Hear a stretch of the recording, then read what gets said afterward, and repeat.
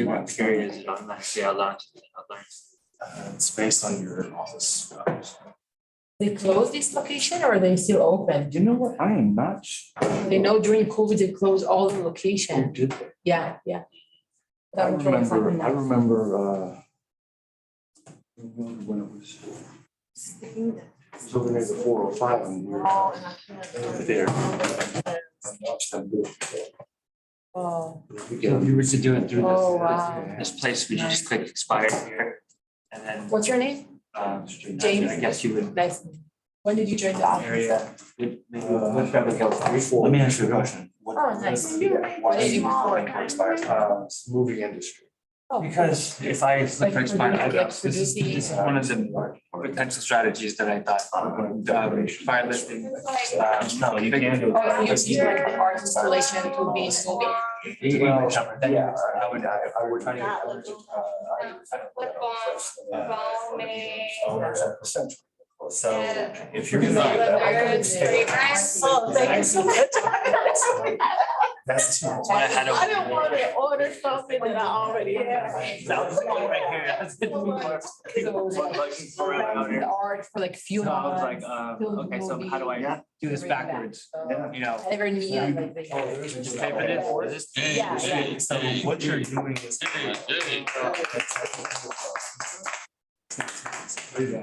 Did you square up that schedule with May? What would you? I told her, Yeah, thank you. I told her you changed it. You should push it back to 2 for her. Is she pushing it back to 2? I don't think she could change. They changed me tomorrow for tomorrow. What time you are? We didn't know. Tomorrow I am at So it's the conversations that you want. Thursday. This group is gonna be. Are you early? Yeah. 12:30. So they didn't change you. Wait a second. What's a Oh, geolead? That's weird. Geolead. They were supposed to. It's the same one. That's weird. It's gonna be That's weird. All right, we'll figure it out a after. conversation. I thought they did. I thought I talked to Sophia. You can maybe take a break at 1 o'clock. She can maybe talk for a little bit and then you can resume. We're probably gonna be. Could do that. I know that she sometimes schedules speakers, is what I was told. Oh, okay. So that's the issue. But did you talk to her personally? I didn't talk to May, I talked to Sophia. No, you talked to her. And Joshua. Talk to her because. We're talking about tomorrow's schedule. Yeah. Yeah. So I see it at 12:30 and then at 5:45. So 5:45 is new agent orientation. You don't need to come to that. Orientation. No. I mean, that's like welcome to the office. That's how I see it. Yeah. So, No bother to you on that one. You're- No, unless there's that coffee and maybe some Agent info. bagels, maybe we can come. Carlos تموم کردیم recording, I love being recorded. Foreclosures. Okay. باشه میپرسم اوکی Good morning, everybody.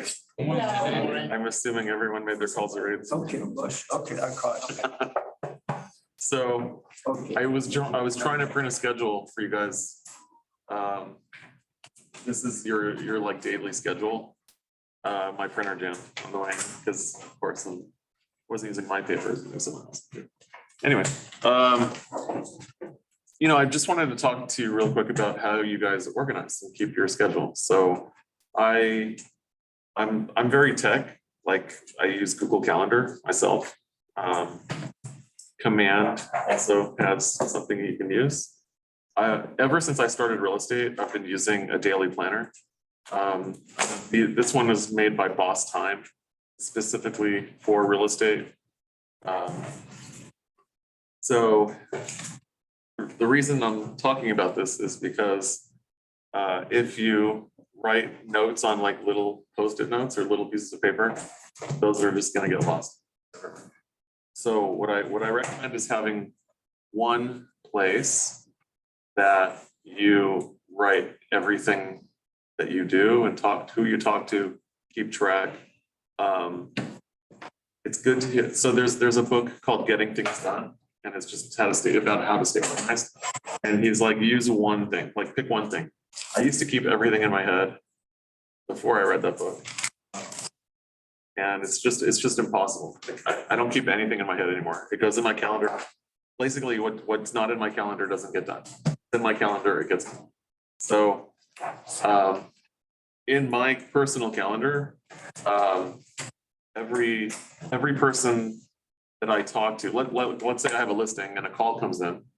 I always have this with me because you can't always type into Google Calendar, right? So any call that comes in or someone I talk to, I will put it on the day that they called in. I'll write the property their name, their phone number, the property address they called about, and I'll try to take notes. The thing I always get upset with myself about is that my notes are not thorough enough. Because then I can go back to something 2 weeks ago and I'll see a name and phone number. I have no idea what we talked about. Yeah. So it's really good just to take a few minutes and just type notes. In Command, so ideally, we're going to be using Command for our contacts as a CRM, as our contact manager. The goal that Gary Keller had with Command is for you and me, for everyone to keep in touch with our contacts. A systematic process to keep in touch with everybody. So Google Calendar is not a CRM. It's not a contact relationship manager. Google Calendar is a calendar. A contact manager is something where you enter someone's name, their information, you can take notes on them, and then you can reschedule your next contact with them. So that's what's awesome about Command or any CRM that you're going to pay for. I mean, there's no reason for you guys to pay for one unless you already have one that you're using. But there's no reason to pay for one because we have Command. Like you're already paying for Command, we might as well use it. And the thing about Command is it has all the Keller Williams stuff built into it. So might as well use it because you can create automatic touches in Command. We're going to be doing those. So my goal is to have technology classes every Monday at 2. Hopefully you guys can either come or get on Zoom for that. Yeah. How long will the technology class last? Which one? On Mondays? Yeah. It'll go as long as it needs to go. Yeah. So whoever needs help, I'm here. 4 hours. I'm here to help you guys. Okay. Like I'm in this with you. I'm a real estate agent. We learn together. We'll all learn. Like Command is something that Gary Keller is putting money into constantly. Yeah.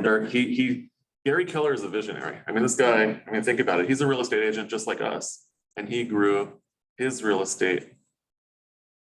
own real estate business into an office and then into many offices. He's now the largest real estate agent company in the world, but he's an agent just like us, just on a much higher level. But he's also a visionary. Like he started investing in artificial intelligence 6 years ago. And he developed something called Kelly. And when he was describing Kelly, and it got rolled out. I'm assuming you're Jasmine? Yes. Hi, Jasmine. I'm David. Hi, David. How you doing? Good to see you. Welcome. Thank you. So Gary Keller came up with this thing called Kelly. And just like you have Siri, Kelly was an artificial intelligence that you could talk to, ask questions. It would interface with commands. And I think he invested over like $1 billion in it. I don't know. For some weird reason, he abandoned it just recently. I don't know why. Doesn't matter. I'm just saying, like, he's such a visionary. He knew that the future was going to be in artificial intelligence, and he put his own money in that. So no one 5 years ago was doing, or if they were very secretive about it. Elon Musk knew about it. So anyways, we just wanted, just about being organized. So if someone calls me, I'll put their name and their phone number, and I'll take a note of what we talked about. I have one of these ever since I started real estate, any year. So the reason that I keep something in one place is I can go back. I have in my desk drawer, I have one all the way from 2004. And I can, if I walked into a property on Coldwater Canyon 12 years ago, and I remember it had a recording studio in it, and I had a note in here about that, it's just in my mind. Like, I know I wrote it in one of my things. I can go back and I can just look for the recording studio note and call that person. And hopefully it's in my contacts, like I make a note. So hopefully, it's just in my contacts. And so anytime that you contact someone, this is your daily goal. So I'm gonna hand these out tomorrow. I tried to print them before class. But basically, it's a daily worksheet. The number one task you have on your daily worksheet is speak with 10 to 20 people about real estate. There is nothing else that's important. Everything else we'll figure out. Like so real estate is not hard. And we had an office meeting yesterday and Justin was in the back and he was screaming, it's not hard, it's not hard. What he was saying is real estate is not hard. Doing all this stuff, yes, we're assisting clients to keep them out of trouble, to guide them. For us as agents, our work that's going to put money in our pockets is just talking to people. There's nothing else. So we want to make sure that we block our time every day to talk to 10 to 20 people about real estate. And our goal is to find people that are going to do something in the next 90 days. And that's where our attention goes. And if they're longer than 90 days out, then we'll put them in command and we'll have a system to stay in touch with them. So every morning, this is what your day should look like.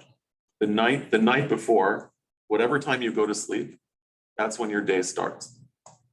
Okay, if you go to sleep at 2 o'clock in the morning, your day, basically you're waking up tired, right? Your day starts when you go to sleep. So hopefully get some rest, you wake up, but the night before or the day before at the end of the day, it's time to decide who you're calling the next morning. Because if you spend all your time in the morning figuring out who you're going to call and doing the research to get their contact information, that's a waste of your most productive time. So that you need to know the day before who you're calling the next morning. Okay. Because the next morning when you're bright, fresh, and alert, that's when you want to make your calls. I always suggest making calls early in the morning, right after lunch, or right after dinner.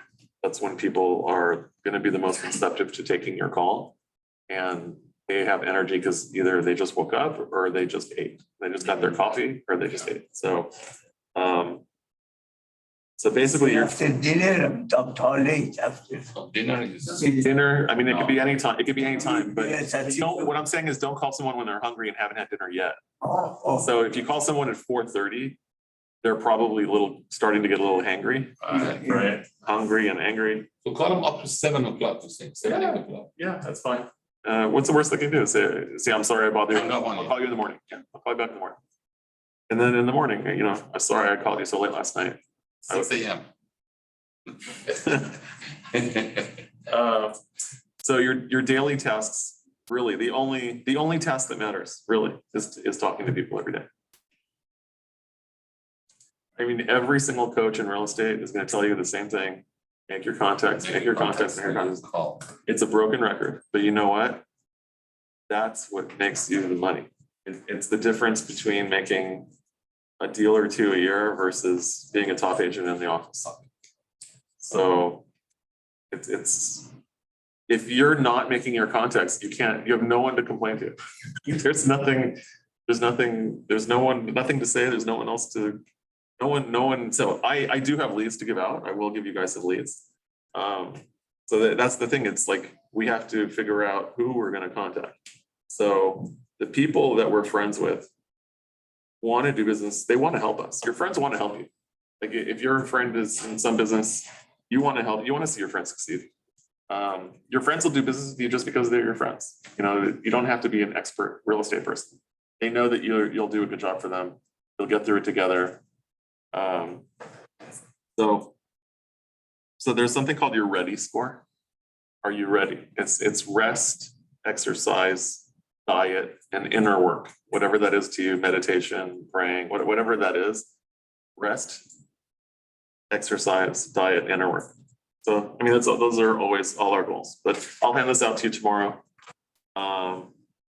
Just so we're going to discuss just working with buyers today. Well, you know what? Before I better spend a little more time on lead generation because that is really where it's about. So where are your leads going to come from? Who's going to do business with you? So I have here a lot of things that we can just talk about. So sphere of influence, you're gonna hear that term a lot, sphere of influence, that's everyone you know.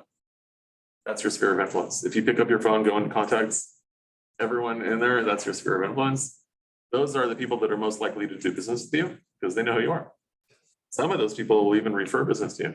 And that's a conversation to have with everyone. And don't be afraid to call people and ask for business. The biggest challenge that you'll have in the beginning is picking up the phone and making the call to ask for business. It's a muscle that you may never have exercised before. And there's a lot of fear around picking up the phone. And it, hopefully it won't take you that much time before you realize it's a silly fear, because people call you, right?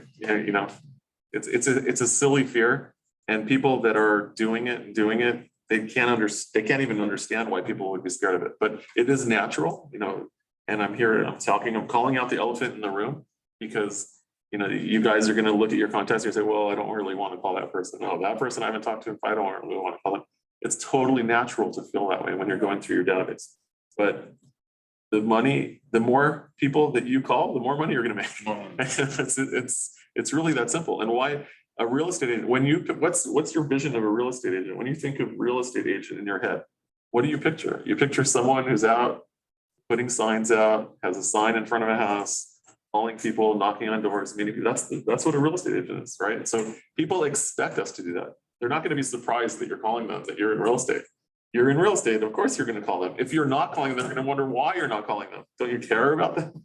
Right? So it's like, how can I help you? That's where I come from, place of help. So sphere of influence, people you can call for sale by owners. I think on Zillow, if you just go on Zillow, you can pull up for sale by owners on Zillow.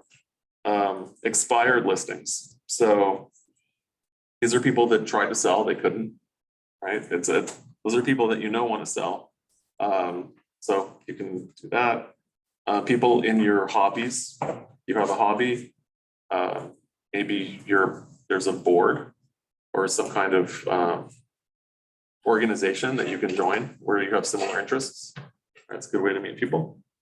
Other agents are, talking to other agents in the office. It's a great reason just to come into the office. Other agents have deals that you wouldn't know about if you weren't here. So yesterday at our office meeting, some people said that they have some properties for sale, not on the market. So we have over 700 agents in this office, and that's a lot of things that I promise you are not on the market. Circle prospecting, just listed, just sold, open houses. This is really cool. There are agents that are doing hundreds of deals a year in this country just by something called circle prospecting. When a new listing comes on the market, you can call everyone in a circle radius around that house and say, hi. I'll say, hi, this is JJ Wallack, Keller Williams, Beverly Hills. Calling just to let you know that a house just came up for sale at such and such address. Wondering if you have any friends that might be interested in moving to your neighborhood. And it's just about starting the conversation, talk to them. Okay, well, thank you. By the way, are you looking to do anything this year in real estate? Buying, selling? Do you have any friends? Do you have any investment? So this is the conversation you're gonna have with everybody. Are you looking to buy or sell? Do you have any friends that are? Do you want to make any investments this year? Do you mind if I follow up with you? Let's see. So that's circle prospecting. And it's an excuse to call everyone, right? So for sure, there's always listing coming up somewhere. It's an excuse just to make a call. Social media. How's Gary Watt's social media class? I have not attended it yet. So social media is incredible. So nothing in real estate has changed since the beginning of time. Like it's the same thing, except of course more paperwork. The only thing that's changed in real estate is the way that you contact people. That's the only thing that's changed. Everything else is the same, right? Just the methods of contacting people have changed. So, before when I was a little kid, if you'd call in New York, it would be a very expensive phone call. And then there'd be a delay where you say hello, it would take a second for the other person to hear you. It's crazy to think about. Now you post something on social media, the entire world has it in 1 second, right? I mean, so the world is our oyster. Everyone in the world is our customers. But social media is how we're gonna get them. Door knocking. So if you guys, yeah. Hi, I have a quick question about circle prospecting. So when you do that and you see a listing and you want to target, let's say, a mile radius within that listing. A mile is a huge radius. Oh, okay, so let's just reduce That's that. huge. Okay, let's reduce that then to like I was less than half a mile or something. Quarter mile. Quarter mile, there we go. And That's a then- lot. A quarter mile is probably like 1,000 homes. Yes, I'm realizing that Yeah. as I get more familiar with farming, it's a lot more than I expected. But so when you do that, do you want to go to the title company and get? Yeah, if you go to Clearmark Title, Yeah, if you go to Clearmark Title, you go to Title Toolbox. What is it? but they don't show you the phone numbers. They can't. So you can buy the phone numbers and email addresses of anyone you want using Title Toolbox. Do you remember the URL? I have it. I have Title Toolbox. Title Toolbox Clearmark? You would have to send that query to Jerry and Jerry would. I don't think so. No, you can do it all online. No need, Jerry. You can do it at 3 o'clock in the morning.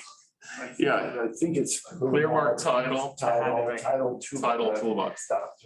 TitleToolbox.com. Right. So basically, no, you tell it where you want to center and you can expand and pull out the circle. I think when you do it, it'll tell you how many contacts there are in that circle. And then you can purchase the contacts for 12 cents each.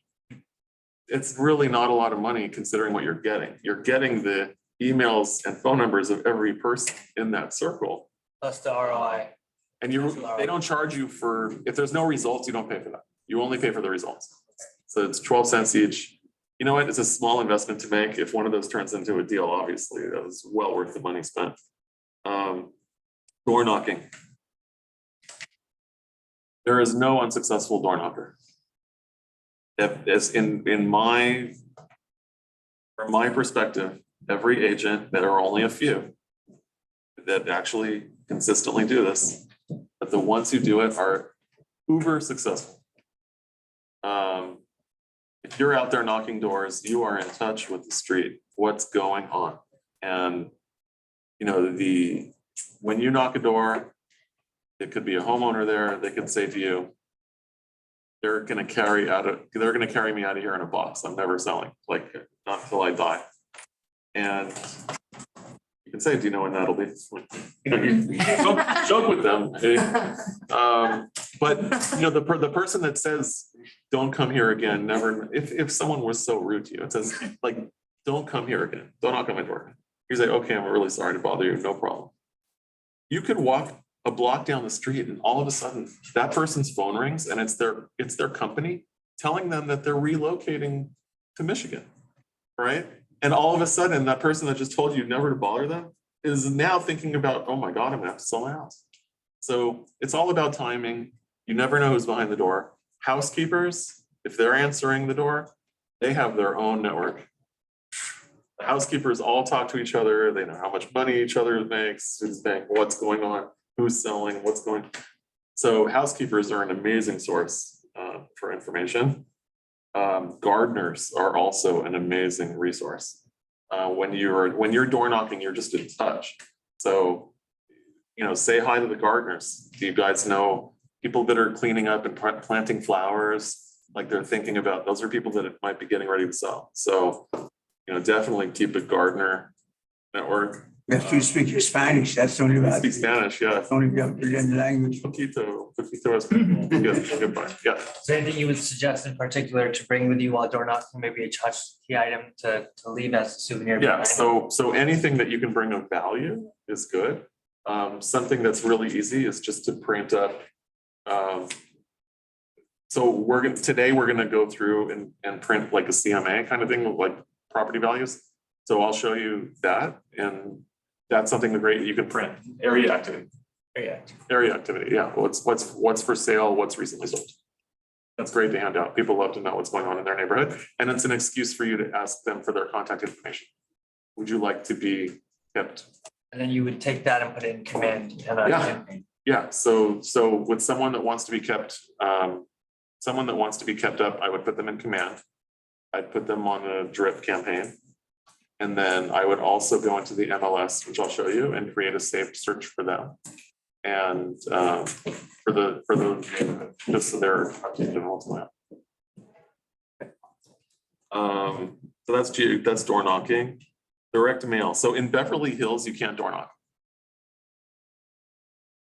Can't do it. Beverly Hills has a law against door knocking. So I wouldn't do it. Now, in Beverly Hills, the only thing you can really do is mail. It's really the only thing you can do. And HOAs, obviously, you know, they might have their own rules about that. When I had a house on Weatherly that I was not selling yet, but there was an agent who was leaving flyers at my door. And every time I saw his flyer, I'd say to myself, good for him. I mean, he shouldn't be doing that, but good for him for trying. He's putting out the effort. And he did it consistently, like every month for like 3 or 4 months. And I was like, wow, this agent is going to get a listing. Like he's going to get a listing. He's just got to stick with it. But it's like 6 months later, he didn't leave a flyer. I didn't, and there was no way for me to find him and get in touch with him. So I would have called him just for his. So when, in my mind, an agent that's out there leaving flyers or door knocking, that agent in my mind knows what's going on around the neighborhood. They know what's, you know, who's thinking about selling, what prices are like. They're really in touch. And, you know, that's what you want your friends to think that you are, you know, that person, that go-to person. Open houses is where I made my business. So part of my strategy for getting business, it was making sure that I had an open house every weekend. That was my thing. And I had put out 30 open house signs. So my wife even wanted me to put out signs when I didn't have an open house. I got to do that. Sometimes I remember I've seen agents have signs with no arrow, just a sign on a corner. And I'm thinking to myself, oh, they're doing what my wife wanted me to do. You know, I don't know. That's up to you. I'm just saying, my thing was I had my signs out every weekend. People saw my name out there, right? You never know where your business is going to come from, but we have to try to get our name out there. Direct mail is expensive.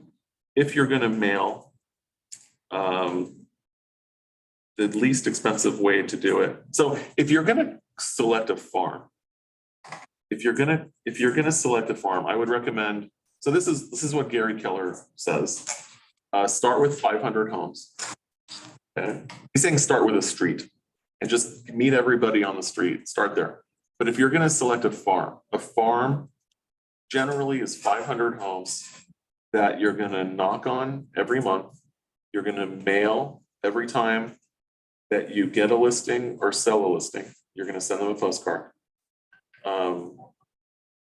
And you know, now with social media, you know, you're gonna just text them, call them, knock on their door. You know, when you do get a listing in that area, they're coming to say hello to you because your sign's in the front yard, right? So, and then growing your business is just expanding your amount of people. But 500 homes, if you knock, say 20, how many? 500, 250. So you have to knock 125 a week if you want to hit that house every month. So 3, 6, 9. So you're knocking about 30 houses a day. So that's what you're doing instead of the calling, or in addition to. But that's your main. If you're a door knocker, you're just out there, and you're going to get business. Now you could door knock a year and not get any business, and it was month 13 and 14 where all the business was coming to you. The thing is, if you do door knocking, it's a like. This is what you're gonna do. That's why I can only think of a handful of door knockers, because some people do it, they do it for a year, or 7 months or 8 months, and they give up. But had they only gone that one extra month or that extra 2 months and just stuck with it, they would have a very successful business. And some people have their bread and butter farm, and then they have their dessert farm. And so like here in Beverly Hills, you have South Beverly Hills, like Wilshire and South, where the prices are only 6 million and below. And then you have, north of Wilshire going up where the prices are 6 million and above. So that would be your dessert farm, because you don't need to have that much activity up there. And you can have more activity in South, yeah.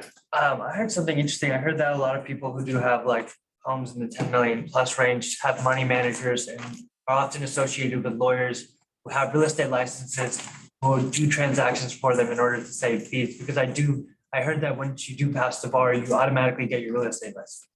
Is that true? So someone who passes, someone who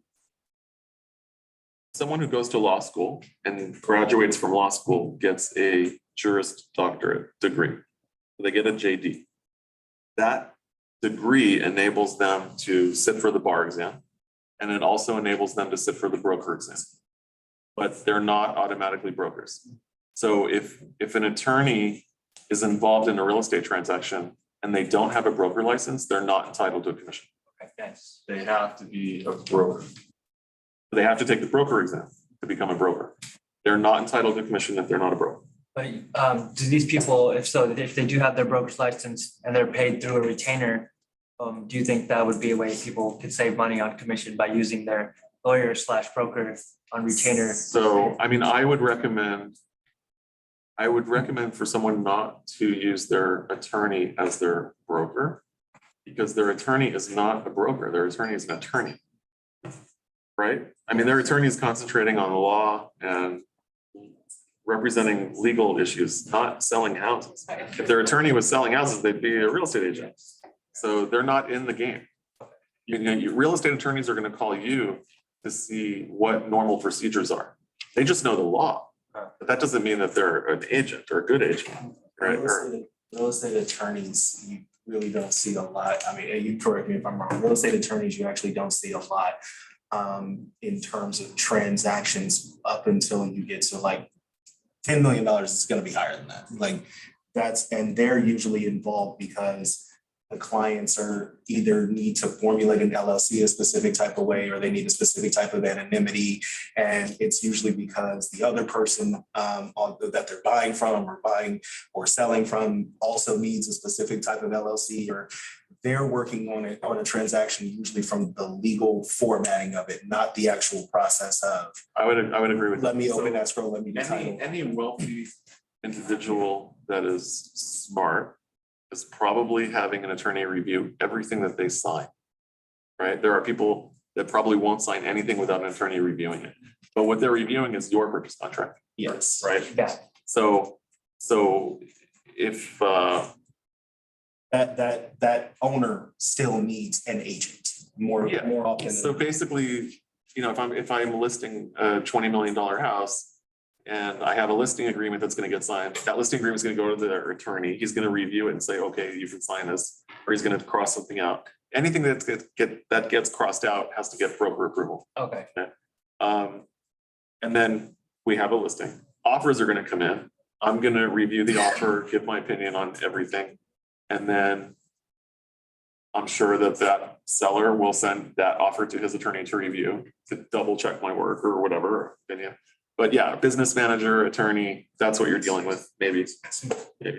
So when it comes to picking a dream farm, you said, dessert farm, apart from. So the biggest, so what your farm is, it's an area that you pick that has turnover, Yes. because you don't want to pick an area that doesn't have any turnover. But your dream farm may not have such a big turnover compared to your. You can't rely on your dessert farm. Okay. You cannot rely on that. So Yeah. I have a farm area that I farm. These are 500 homes. The term rate in this particular area is something like 4 to 6%. That's where I'm at every single month. That's what I'm marketing to.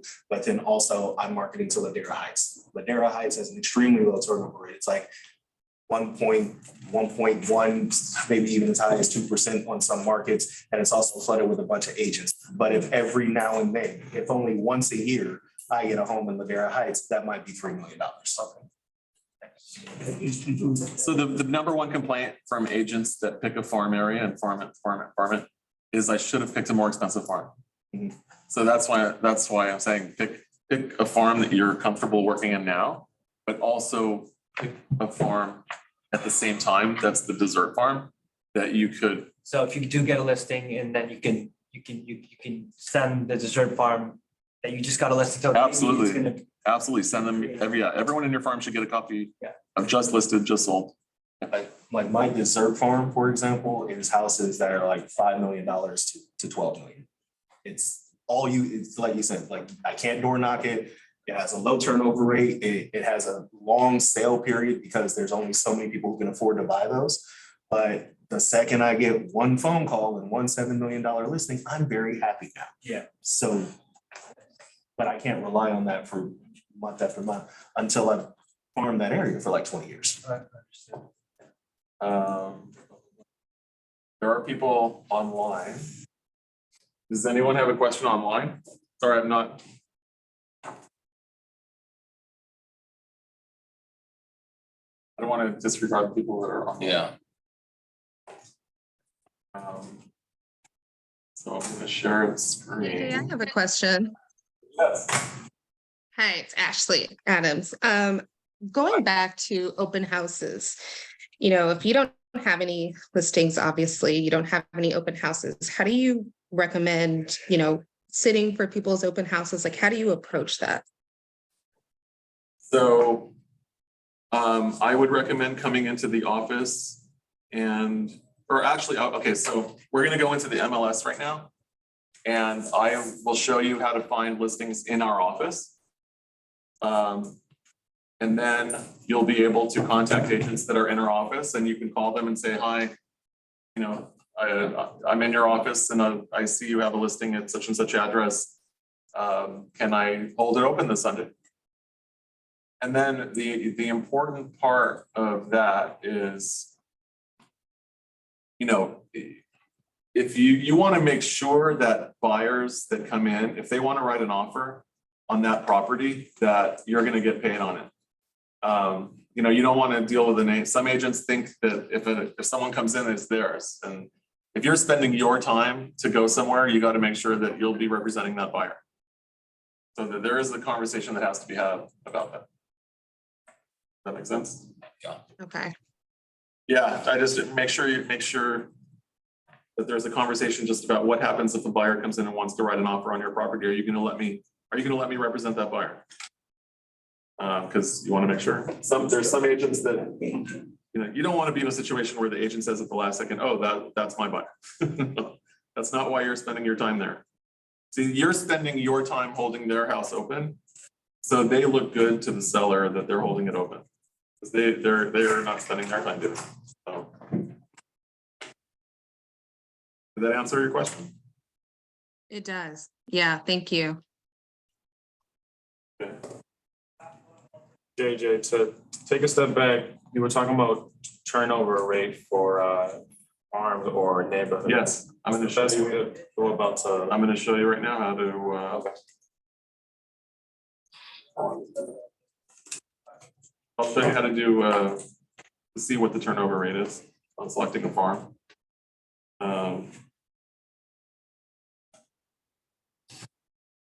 Does everyone have MLS access? MLS access? Yeah. Yeah.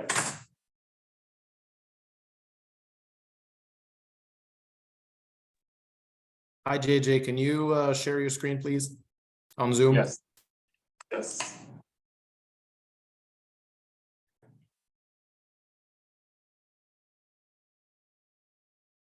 That work? Yes. You're on card, I didn't realize. I'm on CR right now because JJ, when you share the entire screen, because now you're sharing a specific window. So stop sharing. And then share again. And then pick the top left option. the top So click on share. share screen. Yep. And then the first one, just hit the blue button, share. Does that work? Yep. Thank you.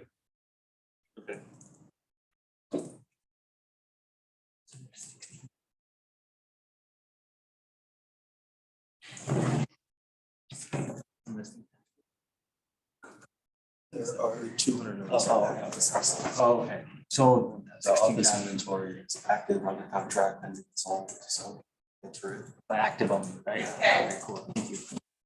You can't filter any further, but you can. Condo, lease, single family. All that. So if I click that MLS, then I assume it's showing me the broker. This is all, so this is our listing in our own, like, by a broker and representative. That is all of the inventory. That is posted by anybody whose MLS number is assigned to this brokerage. So that person works at Carnegie Jenkins. Okay. If listening, call. Listen up else. Okay, so I do want to talk real quick about the buyer representation agreement, because we are talking about working with buyers. So there are, if you only have so much time in the day, you want to make sure you're not wasting your time with someone who is not going to use you to write their offer, right? If you're spending your time to take someone out and show them property, you just want to make sure that they're going to be using you. When you start to get more active, you're going, right now, if you don't have business going on, of course, you're going to work with everybody.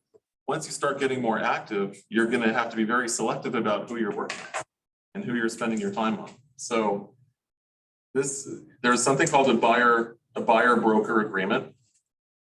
And when you pull that up Under my forms, right? it's in your CAR forms, Yeah. and it's called Buyer, right? Buyer agreement. So the first part, it's called, let me see what it's called the buyer representation and broker compensation agreement. So if you see the date at the top, it says December 2022. This is a new agreement. It used to have a different name. Right.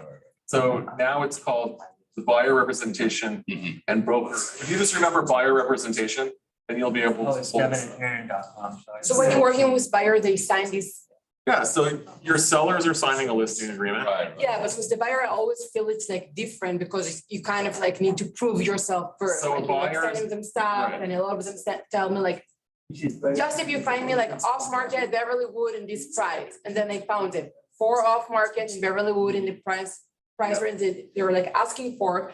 They're like, no, we don't like this tree, we don't like this.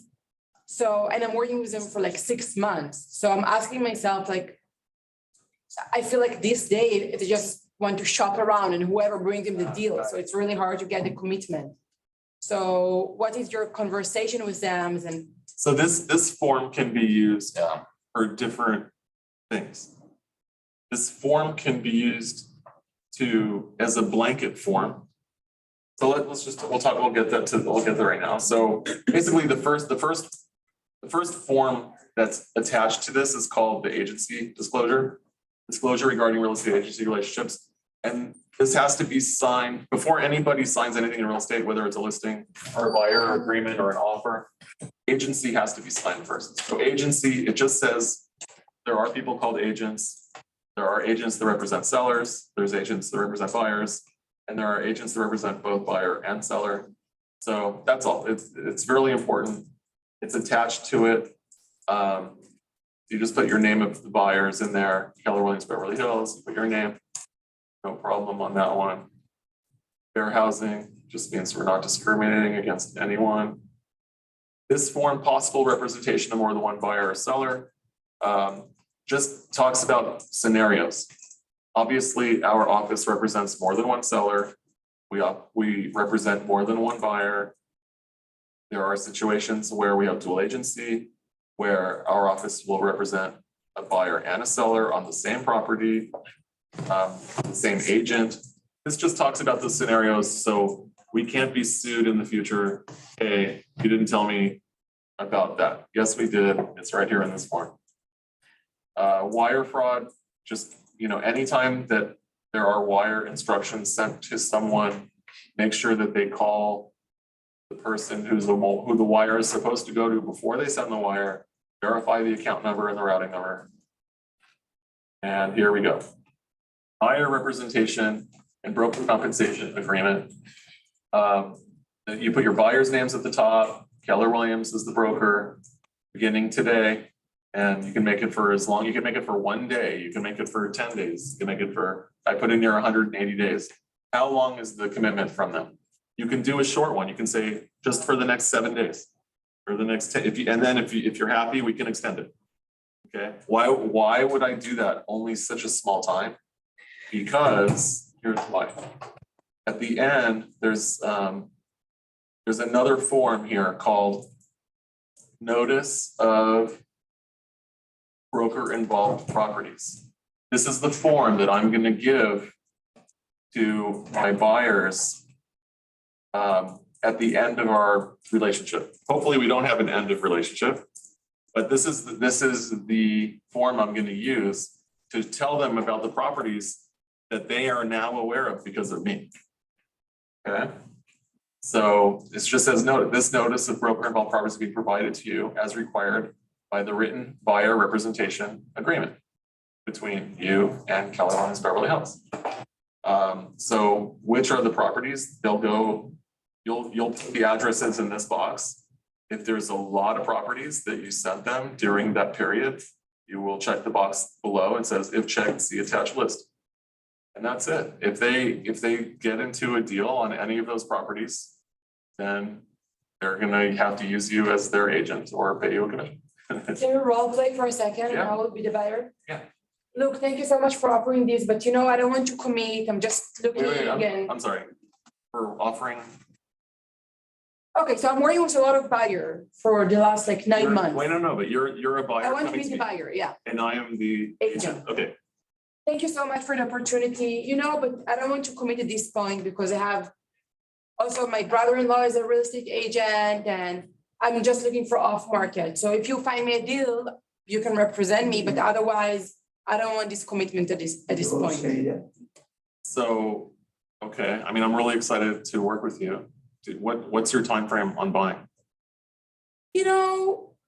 I'm ready, but they didn't get pre-approved yet because this is what I hear, like they want to buy, but they don't have. Keep going. Yeah, so I think we're ready, maybe in a few months, but if I find the right thing, maybe I'm willing to do a move before.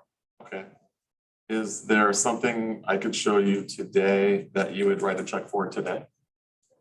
Yeah, if it's the right house, like $2 million, Beverly Wood, 4-bedroom, 25 stuff, like I'm saying, I'm like unrealistic property, so. Okay. So, have you spoken to a lender already?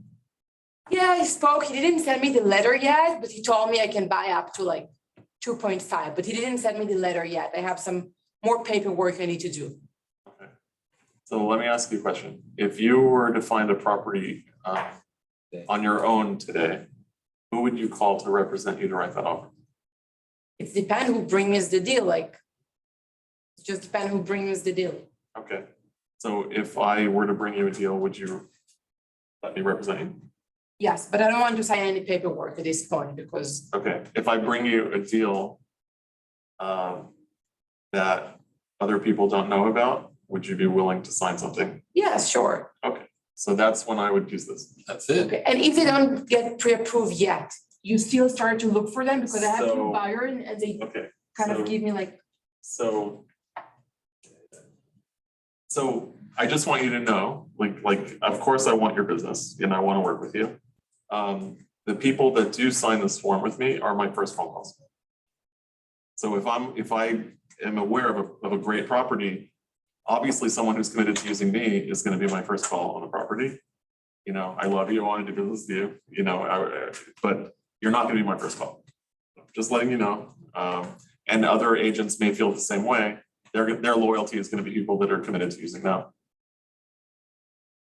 But you're still starting to look for buyers even if they didn't get pre-approved yet? So. Or you waiting to see the letter? So someone who commits with me has access to all my resources. I'm going to give you the best inspectors, the lenders that are lending money right now, no issues down the road. But I'm asking you as a real estate agent, are you looking to see the pre-approved letter before you're starting to look for them or you're kind of like starting and? No, I don't need to. I mean, I personally, I will invest some time in somebody and give them the benefit of the doubt, but there's a limit to how much, I'm not gonna go down a slippery slope of So in time. which point you say, show me your pre-approved letter? Or like in other words, show me you're serious. I mean, I'll know from my conversations with them. And I'm gonna go with my gut. Okay, I was gonna Thank you. answer the question. You can say, let me show me your proof of fund, show me your 20% down payment. So if they have a People proof might of not be fund- yeah, but if you meet someone on the street and like, I'm looking to buy, you don't tell him like, show me, you know, No, like. they won't show it to, say they won't do. If they don't want to show you, it's your business if you want to do that. Okay, I'm sorry, because you literally just described a client I would never work with. And at one point, you have to say, this is your business. You have to set the standard for your business in terms of what it is, in terms of what that's going to be. If you're gonna sit, because think about it this way. Let's say the price range is what? So their price range is what? Between $2 and $4 million, right? Yeah.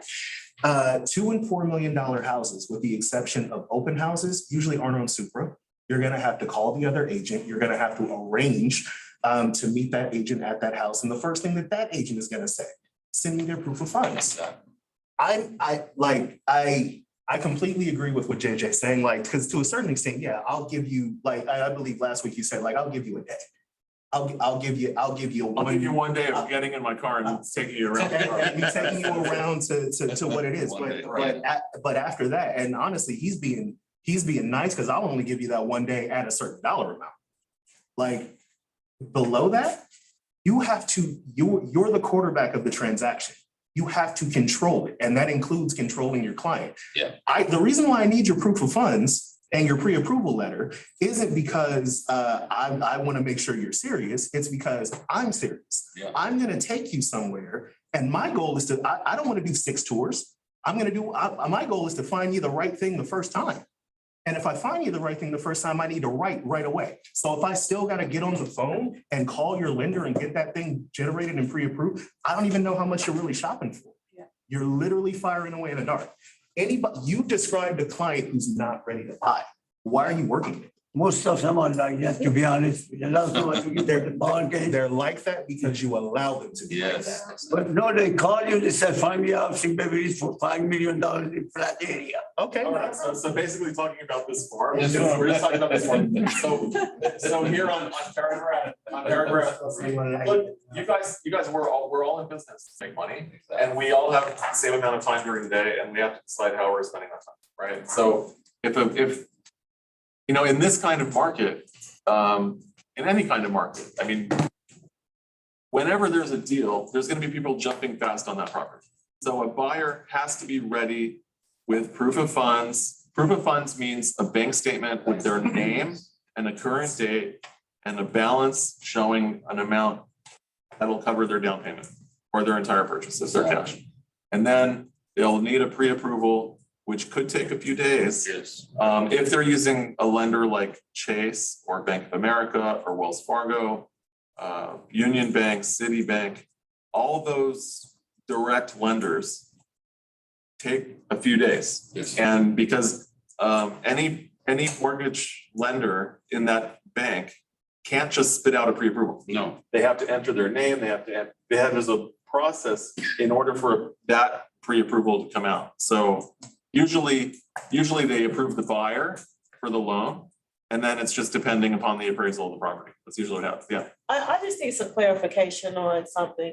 So if you have the potential buyer sign this agreement for 7 days and you put the houses that you showed them Yes. on the 7-day agreement, and then after the 7th day, they decide they don't want to do anything. Yes. But you later find out that one of the houses that were on that form, they went to another agent and moved forward.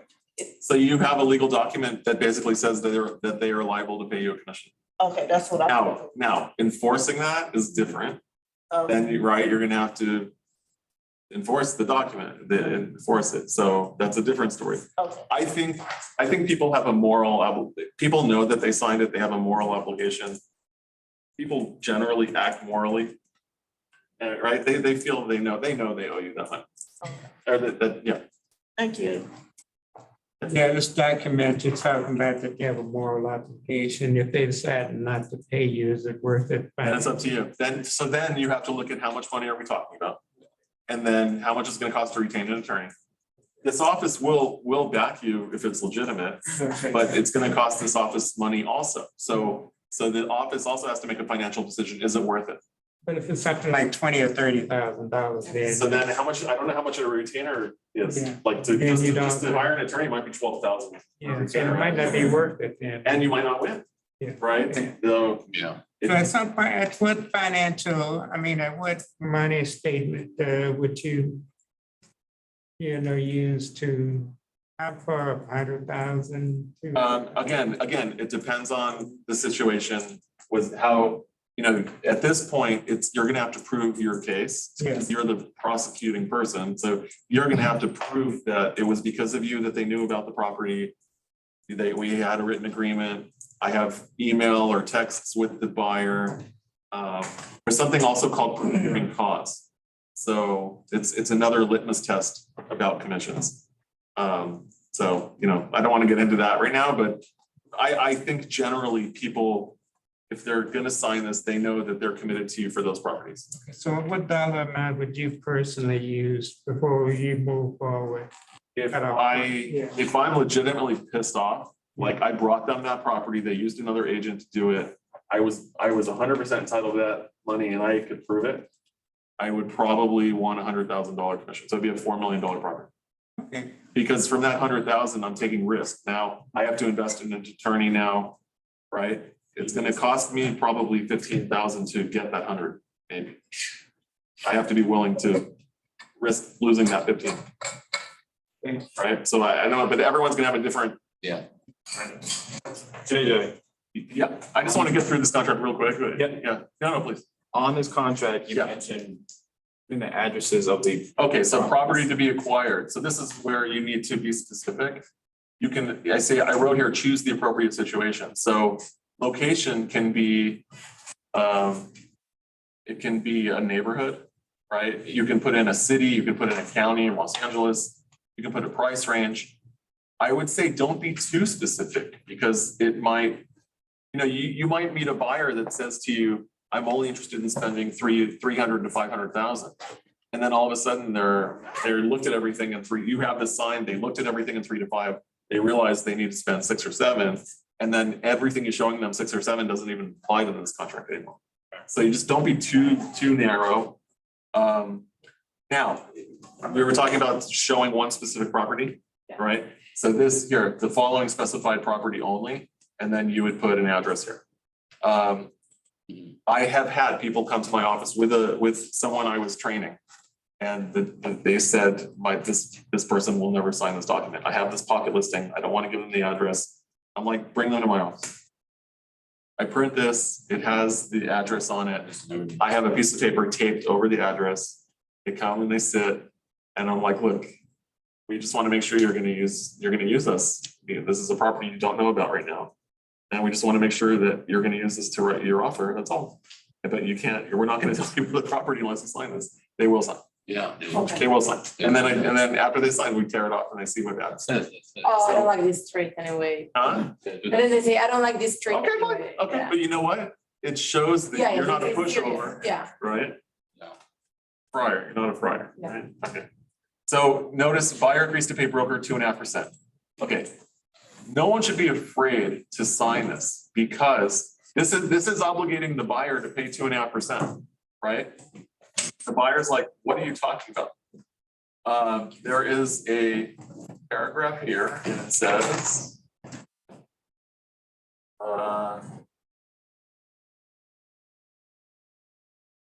if anyone other, my life is this, if anyone other than the buyer compensates the broker for services covered by this agreement, that amount shall be credited toward buyer's obligation to pay compensation.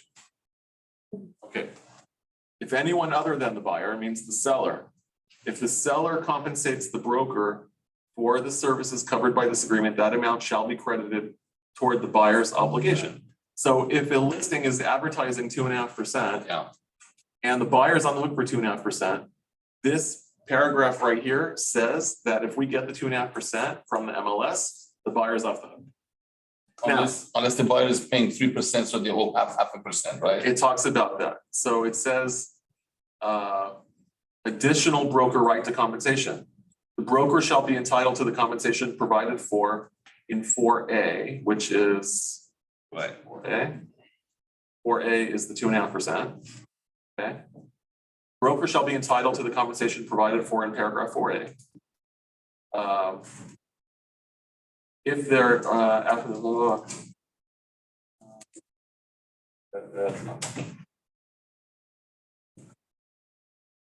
It basically says that I know it's here. Here we go. It's in the same, it's the second line. So this one says if anyone other than the buyer compensates the broker.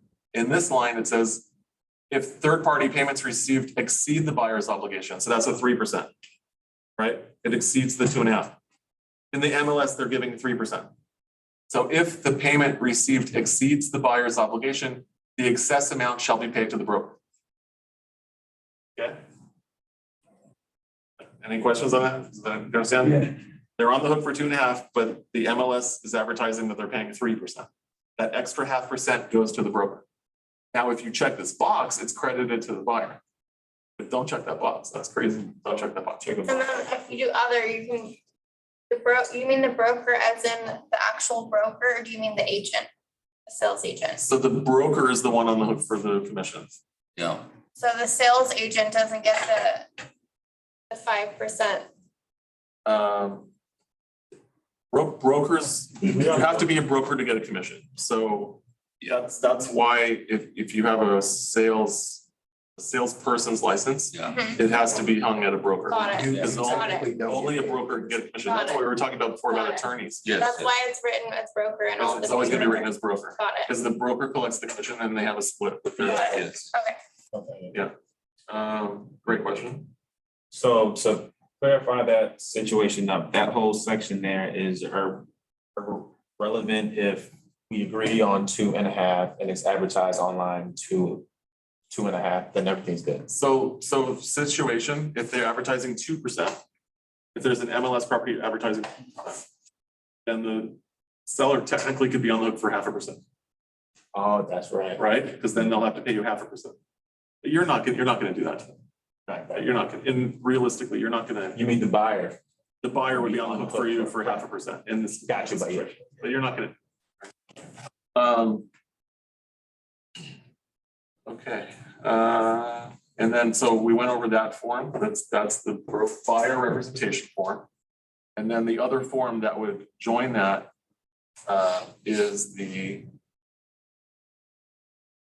notice of identified properties.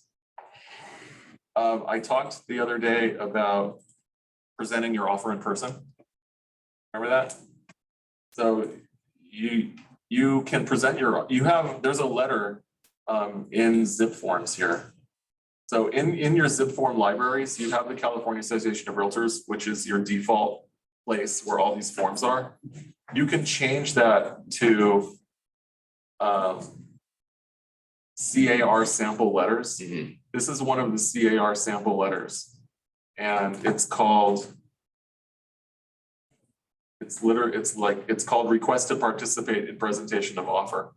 If you think that it's gonna help you, like, let's say there's someone listing their property for $1 million and it's really only worth 700,000. Really, there's just a crazy seller. They think they can get $1 million, but 700 is like what it's actually worth.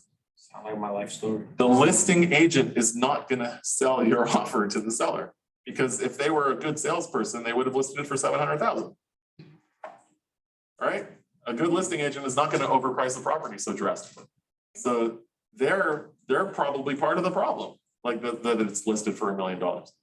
So you really want to get in front of the seller and show the comps that we're gonna do right now. Mhm. And tell them what a great offer this is at 700 and why. And if they're not realistic, they're not realistic. But it's up to you to represent your buyer and try to get your offer accepted. Any questions about that? Excuse me, something is happening. JJ, I just noticed too, broker involved property, what does it mean? Is that the kind of property, whether it's a condo or duplex or what is that for? I'm sorry, miss. What's the question? The notice to broker involved properties. Is that identified as kind? Identify properties. That has to do with anything that was covered by Justin. Anything that was covered by your buyer representation agreement. Or I say I want a duplex, you put the duplex in here. So in your buyer representation agreement, Oh, when you're talking about what the buyer is on the hook for, you're saying duplexes. duplex, right, okay. Or income property. I would say income property. But you have to fill out this one in. Yeah, I would say income property between $1 million and $10 million. Right, okay. I would give it a really broad, Good. okay. JJ, you Yeah. send all your buyers this after the transaction, whether it's successful. No, this or- is only used when you use the buyer representation agreement. I mean, that agreement is only used when you're deciding to work with a buyer Right. full-time. Right. You just want to make sure that they're going to use you. I mean, how would you feel if you were working for a buyer for 5 months? They walked into an open house without you and wrote their offer with listing agent. Oh, yeah, I get it. Right, right. Yeah, So, yeah. you know, this is your time, it's your business. Well, yeah, I've always utilized the buyer's agreement. This is the first time I'm being introduced to the. It's a new form. Involved. It's a brand new form. Oh, that's, okay. Right, because there used to be the baby bear, the mama bear, and the papa bear. So what I would call them. There was one that was non-exclusive, Right. and then there was exclusive, and they changed it. They just have this one with different check boxes on it. So yeah, there was no reason to have so many different ones. Okay, going into the MLS. Okay, so you are representing your buyer, you're taking them out, you're showing the property. After every single property that you show them, you ask them, is this the one? Right, is this the one? Do you like this one? Do you want to write an offer on this property? The next step is when they say, how much do you think it's worth? How much should we write the offer for? That's when you say to them, let me go back to my office and I'll send you comps. And then we'll figure out what we should write for. Yeah. Okay. This should not be done with your client. I don't want you to like get nervous and think that it has to be done with them. This is when I want you to call me and say, JJ, I need your help. Yeah, I showed my client a property today, they like it, and we want to write an offer. Okay, that's when you call me and I say, fantastic. Now, we can do this in my office, or we can do it online using TeamViewer. And you can download a program and we can do screen share, and I can help walk you through it. So, but this is your normal daily activity as an agent. I like you, JJ. Oh, you like me? That's good. You can kick me too. No, look, we're all in this together. I welcome your feedback because, you know. Well, most of the time agents are like, sure, I'll help you, but what you got for me? You know? So, okay, so basically, if anyone has a property that they want to put a value on, we can do that. Anyone online have an address they want to call? I do. Yeah. 218 Foothill Road, Are you giving me a commercial property or a residential property? residential, Residential house? yeah. Okay. And the reason I'm asking is because income properties are different. They're all different and values are based maybe upon income. There's a lot of things. But Does it have to be on MLS or the one that's been it sold? doesn't have to be on the MLS. Okay. It would help if it's on the MLS, but it doesn't have to be. What's the address? 218 Foothill Road, 21840, 218 Foothill Hill Road. 218 Foothill Road. in Beverly Hills. So I can already tell you it's gonna be a little difficult because there's not a lot of activity between Wilshire and Burton Way, Okay. right? But let's take a look. I'll show you my thinking behind doing calls. Don, who lives there? You live there, Don? He's not. So just write down my steps, because this is the same step I go through every time. So 218 Foothill Road. So the first thing I'm gonna do is I'm gonna go to the public records. I can go either to MLS, so search public records, I can go either to the MLS Pro or the MLS Realty X. I always go to the MLS Realty X because it gives more information. Okay. The MLS Realty X. So here, Say that was. it's from here, it's search, public records, the MLS Realty X. Okay, from here, I will enter the address. 218 Foothill Road, Beverly Hills. And then I'll press search.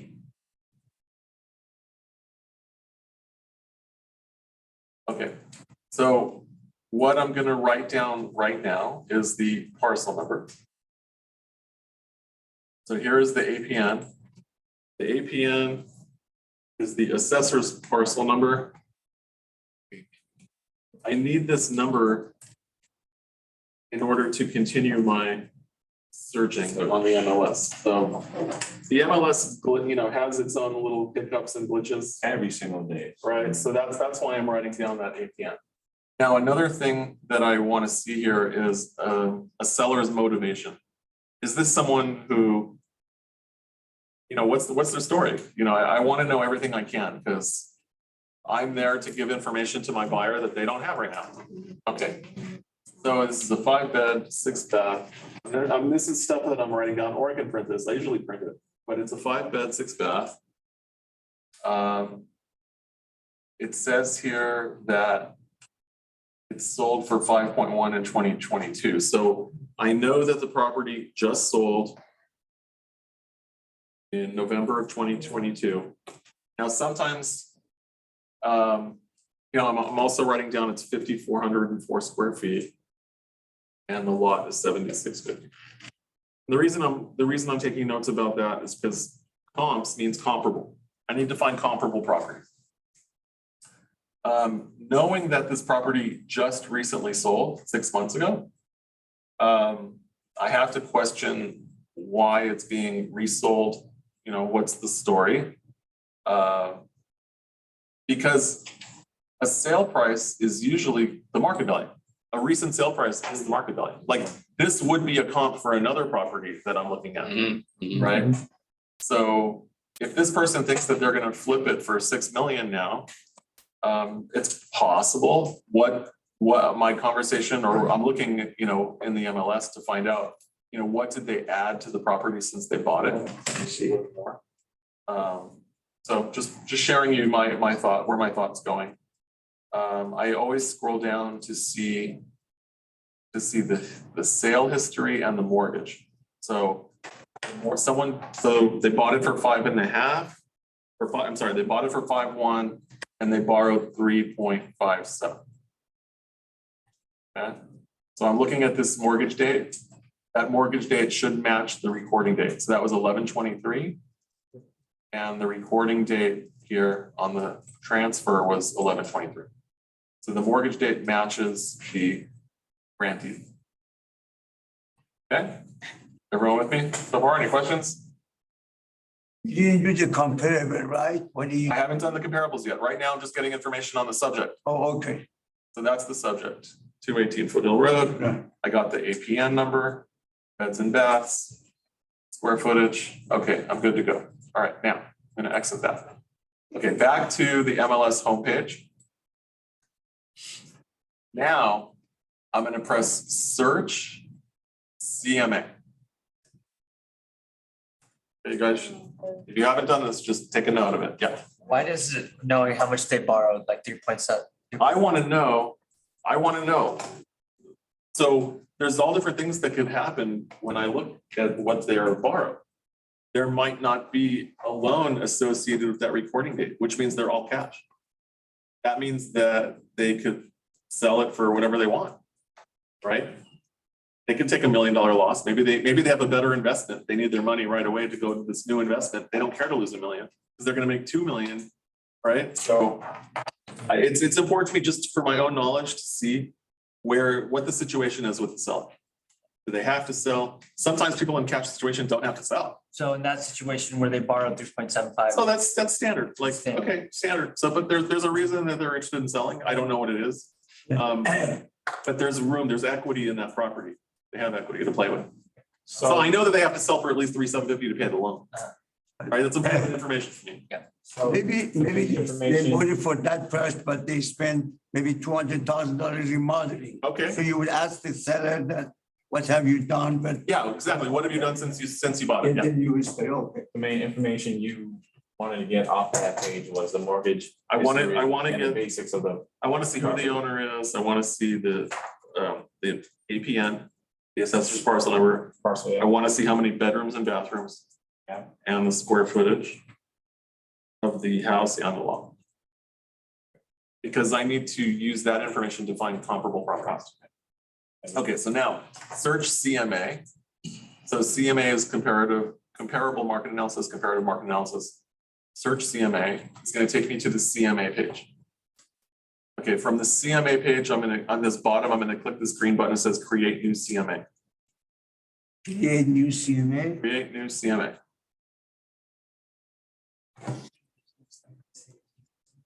Right, so I'm going from the homepage, from the MLS homepage, I'm going search CMA. Search CMA and then create new CMA. Oh, just one. It's gonna pull up this new box. I'm gonna enter a name for the CMA. I usually just call it the name of the property. So it's 218 Foothill Road. My bad. Thank you. Enter a name for the client. I usually don't do that. I usually enter the property address again. You can if you want to put the client's name. Same thing. I usually just put the property both. And then select a property type. This is really important. This is really important what property type it is because you need to compare apples to apples. So if this is a single family property, I'm saying it's a single family. If it's a condo, it's only gonna pull up condos, right? So this is a single family and I'm gonna press continue. Everyone with me so far? Yeah, so you do. Okay, so we did search CMA. I'm entering the address. It's a single family. I'm pressing continue. It is strongly recommended you don't put blank spaces in the CMA name. We did anyways. All right, look for a specific property. This is why I got the APN number because there's a glitch in the MLS here. Like look up a specific property. So I can try putting the address. It hasn't been working. 218 Foothill. And then 90210. Let's see if it pulls. Did you put the name of the CMA on that or? On the name of the CMA, I put 218 Foothill Road. Or 218? See, this is not working. Right. Okay, that's why I got the APN number, because there's a glitch for some reason. So the APN number is 4342. Oh, what happened? It worked. Yeah. Okay, this came up. So either you're searching by the MLS number, the APN number, or the address.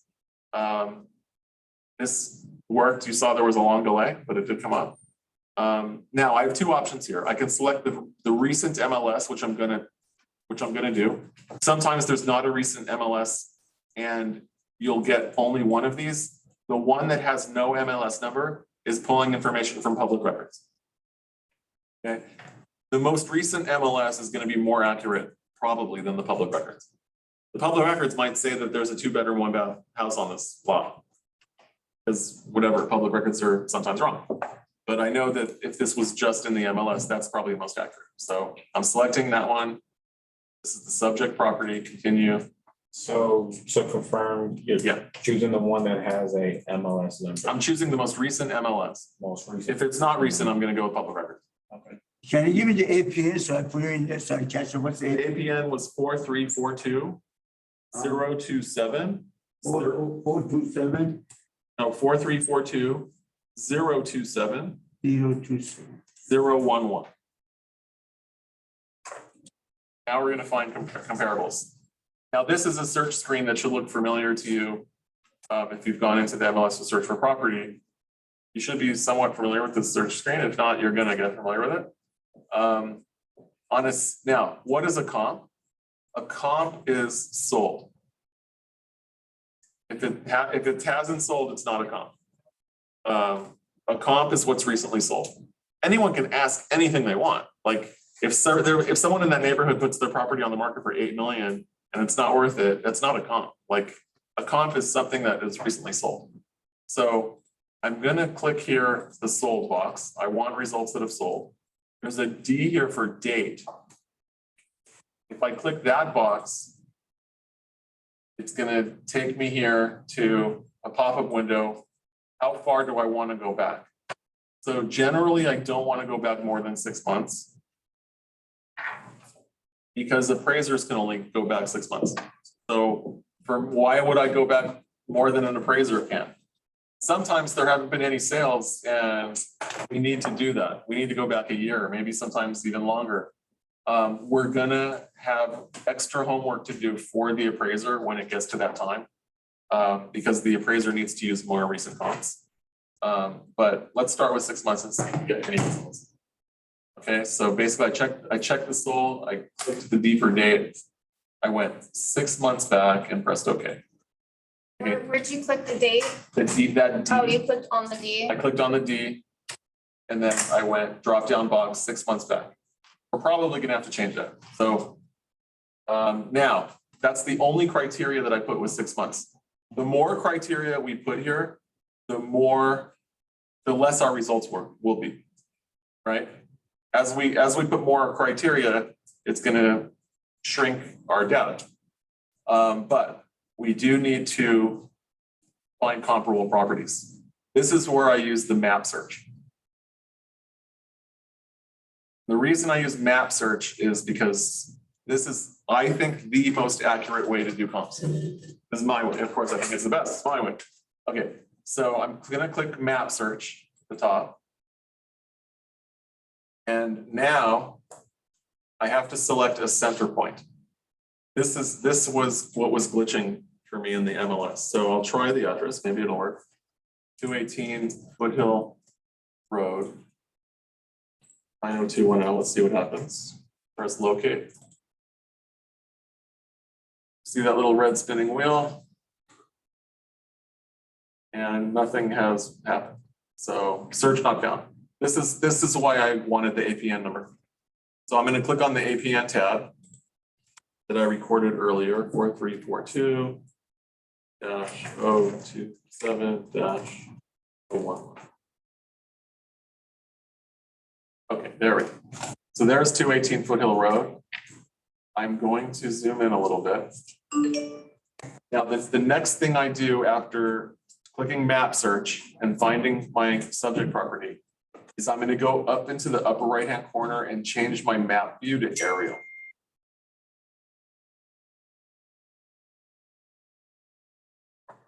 An aerial view is going to give me a lot of information. Now, I want to talk about this. This is like so important for comps. Can you see the difference in the landscape here and here and here and here? Right? The aerial view is like the most important thing. So when I'm looking here, this is below Wilshire. I see the homes really tiny, right? I mean, they're not tiny, but in this picture, they're tiny compared to the homes up here. And here is apartment buildings I see. But look at the difference in greenery here and here. Mm-hmm. So this is obviously a more expensive area. It just is. In any map that you look at, doesn't matter where, when you see more green, it's generally going to be more expensive. When you see houses that are set farther apart from each other, those are bigger lots, bigger houses, more green, more expensive.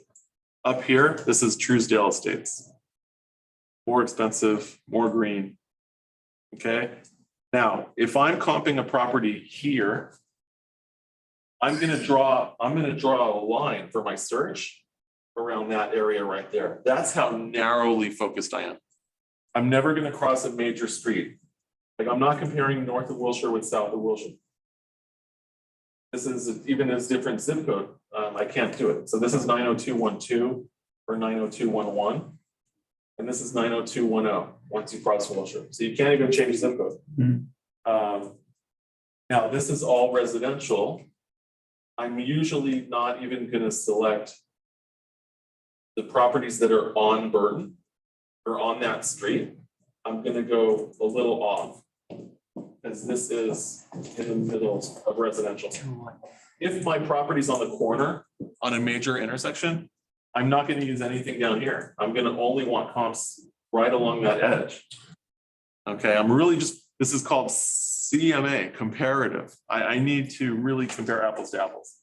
If I'm searching here in Beverly Hills Flats, so you'll hear the term Beverly Hills Flats. What are the flats? The flats are between Santa Monica and Sunset. That's what we call the flat, Beverly Hills Flats. Even though it's not flat. This is flat, but these are called the flats. I don't know why. And then you have Truesdale Estates up there. So, all right, so let's find some comps and see what we come up with. So in order for me to do that, I'm going to zoom in a little more. And now I'm going to do a draw polygon. And I'm going to start here. Probably not going to cross Doheny because in Beverly Hills, that's a major street. I'm going to go here because I don't want properties on Doheny to compare with that. I'm probably going to go to right there, right there. You can see I'm being really careful. Rexford, I'm probably going to stay off. All right. That is a comparable area. I'm going to press enter. And now I'm going to press count. And count is going to tell me how many sales there were. So there were 4 sales in that area. One of them is probably the one that we're actually trying, our subject property is probably one of those 4. But now we're going to press CMA. You have to press count anytime you change information here. You press count. And then in this over here on the left, how many are active, how many are under contract, how many are on hold, how many are pending sale. The difference between active, under contract, and pending, the difference is when you have a property that's for sale, it's active. That means that it's for sale, there's no accepted offer. When you have a property active contract, that means it was for sale, an offer was presented and accepted. So that property has an accepted offer. It's now under contract. That buyer can still back out. Now the buyer has their inspection period where they're inspecting the property and they're applying for their loan. Once they approve their inspections, their loan gets approved, the appraisal comes through. Now it's time for the buyer to remove contingencies. And the seller knows that there's actually a deal going to happen. Once contingencies are removed, then it goes pending. Pending means there was an accepted offer and the buyer removed their contingencies. We're going to talk about contingencies. But basically, the contingency period is the time where a buyer has to back out and not lose their deposit. It's important for a seller, for a buyer to remove their contingencies at some point because the seller has to move. The seller has to hire a truck. They have to maybe purchase a new house. They have to sign a lease agreement on the new place that they're going to. None of that can happen until they know that the buyer is actually going to be going forward with their deal. So that's why it's important that we have a contingency removal. All right, so just for fun, let's press CMA and see what comes up. All right, so 218 Foothill is our subject property, and then we have 3 other properties that have recently sold. And this is telling me one property at 301 Palm was listed for 5.5, and it sold for 5.5. There's a property at 111 Maple listed for 3.7, and sold for 3.3. And then there's a property at 203 Palm that was listed for 5.3 and sold for 5. Okay, so here are all the sold prices: 5.5, 5.3, and 5. If I don't have this 5.1, and I'm trying to comp this property. Now I'm going back and I'm looking at the year built. So our subject property is 1986. That's a newer constructed than the others, maybe, right? Now, someone might call you and you go on public records and it says built in 1930 something. You need to make sure that the public records are accurate. Whenever I get a call from someone and they want me to tell them what their house is worth, the first thing I do is I go search public records, pull up the address, and I say the public records say that that property is a 3-bedroom, 2-bath. Is that accurate? And they were like, no, we remodeled, we added a second story, blah, blah, blah. Okay, so it's really important. Anytime before I go on a listing appointment, I'm going on Google Maps, Apple Maps. I'm looking at the property online to see if it matches the description in the public records. I'll probably even do a drive-by the night before or the day before. I don't want any surprises. I'm gonna drive around a few blocks in the neighborhood, see if there are any signs out, what's going on in the neighborhood. I really want to be familiar with the area generally before I'm meeting with the seller that next day.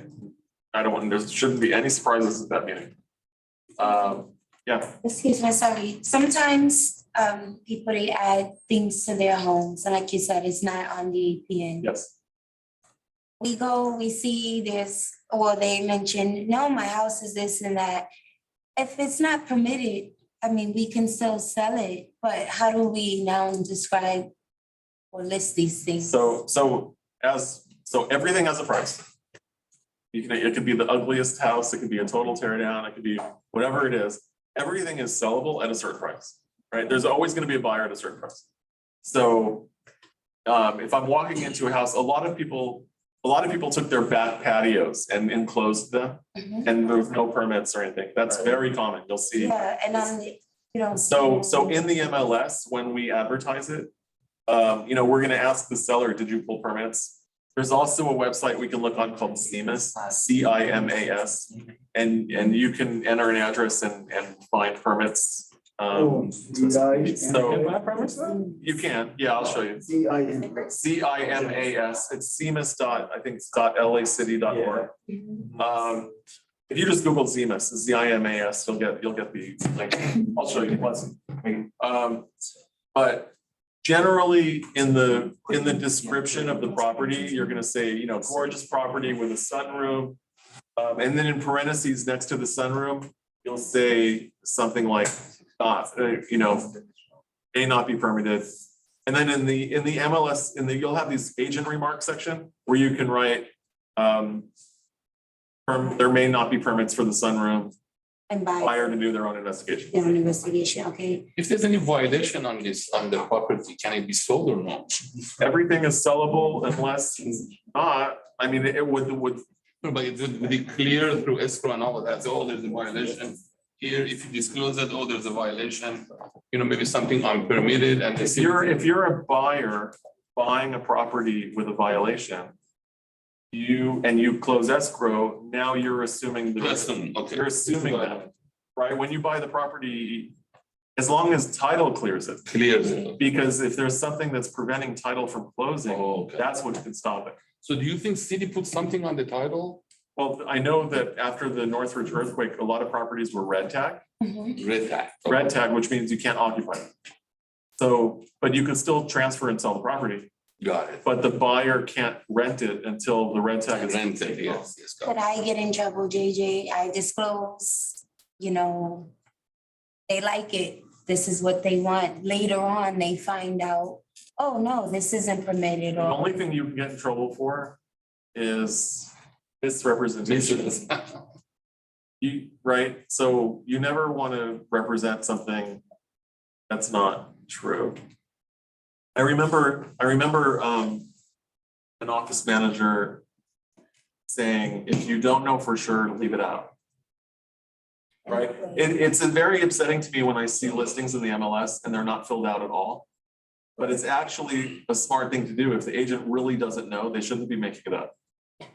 Right? Especially with the TDS. Yeah. The transfer disclosure statement is the seller's opportunity to disclose what they know about the property. They really need to. I was gonna say, just always remember that it's like all property in California is sold as is. Yep. So if the buyer is willing to assume the property as is and they have the intention on living in it as is, whatever that state is, that's fine. What's going to get you in trouble is if you tell them this is permitted and it turns out that it's not. Or if you know they're buying and with the intention to like say re-rent, okay? And you're saying, oh yeah, you'll definitely be able to rent this property. And they're like, well, is there anything that's gonna prevent me from renting it? And they're like, for example, the red tag situation. You can still buy it and that person can live in it if they want, because it's them, even though the city is saying no. What they can't do is then pose that risk onto somebody else.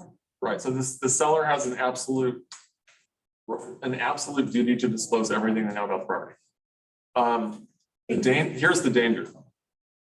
Let's say there was a leak and the agent was afraid to tell you about it. Like they had a leak, they fixed it. They know it was an issue, but they don't want to tell you about it because they know you're going to tell everyone. So they're keeping it to themselves. They leave a phone book in the house, right? I don't know if we use phone books anymore. The buyer moves in, they open the phone book for plumbing because there's a leak and they see a giant circle around the plumber. And they call the plumber and they say, we have a leak. And the plumber goes, I know that address. I've been there 10 times. Right? That's the danger. So, anything that they know about with the property, it's always best to disclose upfront. Like right now, I'm selling a property by Lamert Park.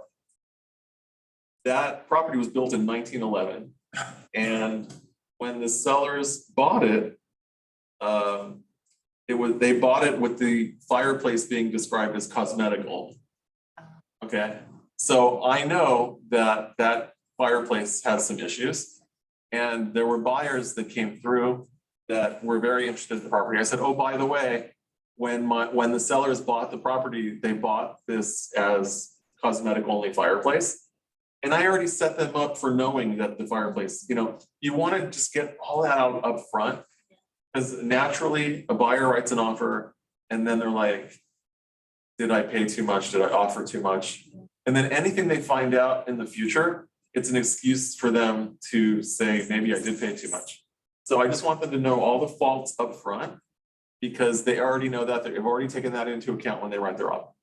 And now there shouldn't be any new things, but all offers being as is, any offer you write, it's as a buyer, I'm writing my offer as is. I know the property to be today. Yes, it's an as is offer. I'm going to do inspections and I'm going to find out about things I was not previously aware of. That I can come back and maybe ask repair or credit. I just have a question because I have an experience where I worked with a seller and she signed all of the forms and everything. And then later on during the transaction, she got upset that I listed it as is. And I explained to her that all properties are as is. And I looked at the definition, sent it to her, showed her that I wasn't making this up. This is real. Okay. And she was just very upset and she thought that I was not representing her property correctly. So in that situation, what else can you do? She thought that as is had a negative connotation. Yeah, nothing's problems. been fixed. There's problems. But honestly, there were things that were not fixed and there were things that needed to be fixed. So. Right. So what ended up happening with her? She was very, very, very negative and just always had an issue, a concern to bring up about that. And she just, it wasn't, that's all there really was, but I was just thinking So if I was faced with a similar situation, I would probably print out, I would go into the MLS and I would do a search for the term as is. Yeah. And pull up all the 10 million plus properties that have that wording in it. And I would show them that and say, look, this is totally normal. These are properties over $10 million that all are saying as is. Of course, there's nothing wrong with these properties. This is just what we do as agents to protect you. We're protecting you, right? So, but yeah, a problem client's a problem client. Yeah. There are clients, just speaking of problem clients, you never want a house seller present at your showing. Never, please don't do that to yourself. There's nothing you can do right if there's a seller present when you're showing their house. Because that buyer you're gonna do your showing, the buyer's gonna leave, and then the seller's gonna say to you, you didn't show them that, you didn't show them that, you didn't tell them about that. Do yourself a favor, just make it clear that showings are best done with the seller not home, because you want the buyer to feel comfortable picturing themselves in the house, not you in the house. Right? I got another question. Okay.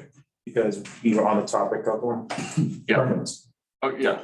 I'm actually dealing with a potential client where they had their primary home. They don't live in it anymore, but they did a rehab, added a bedroom and bathroom. But the contractor never pulled the permits. So now the goal that they wanted to do was get the property reappraised, so it's at a higher value, and then they ultimately do a HELOC on it. Now, the work's been done, or it's like 90% done, and obviously it's unpermitted work.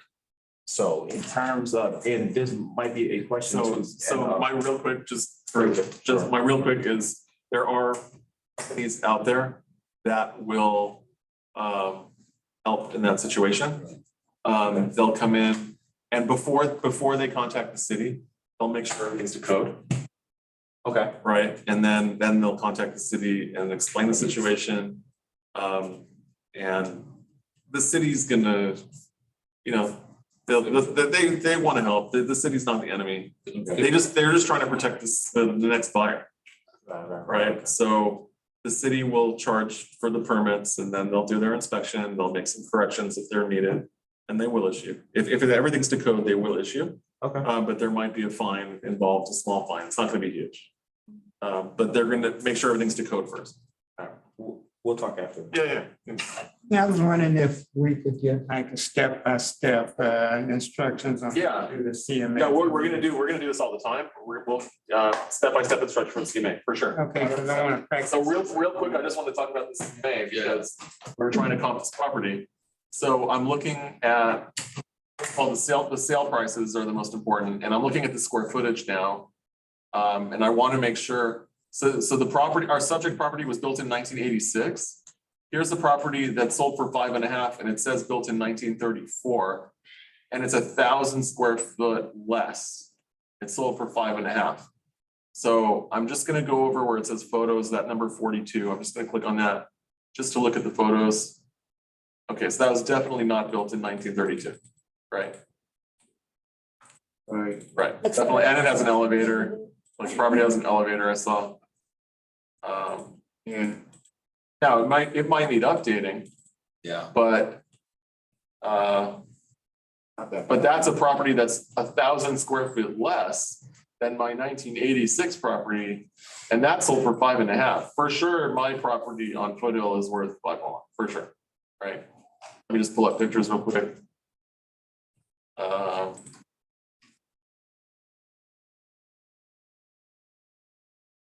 Okay, so I think we're good. We got that extra 1,000 feet. We're good. I mean, that person pretty much got a deal at 5.1. Yeah. Yeah, they got. This one, the picture that you see was before it was remodeled. Now they put money into it.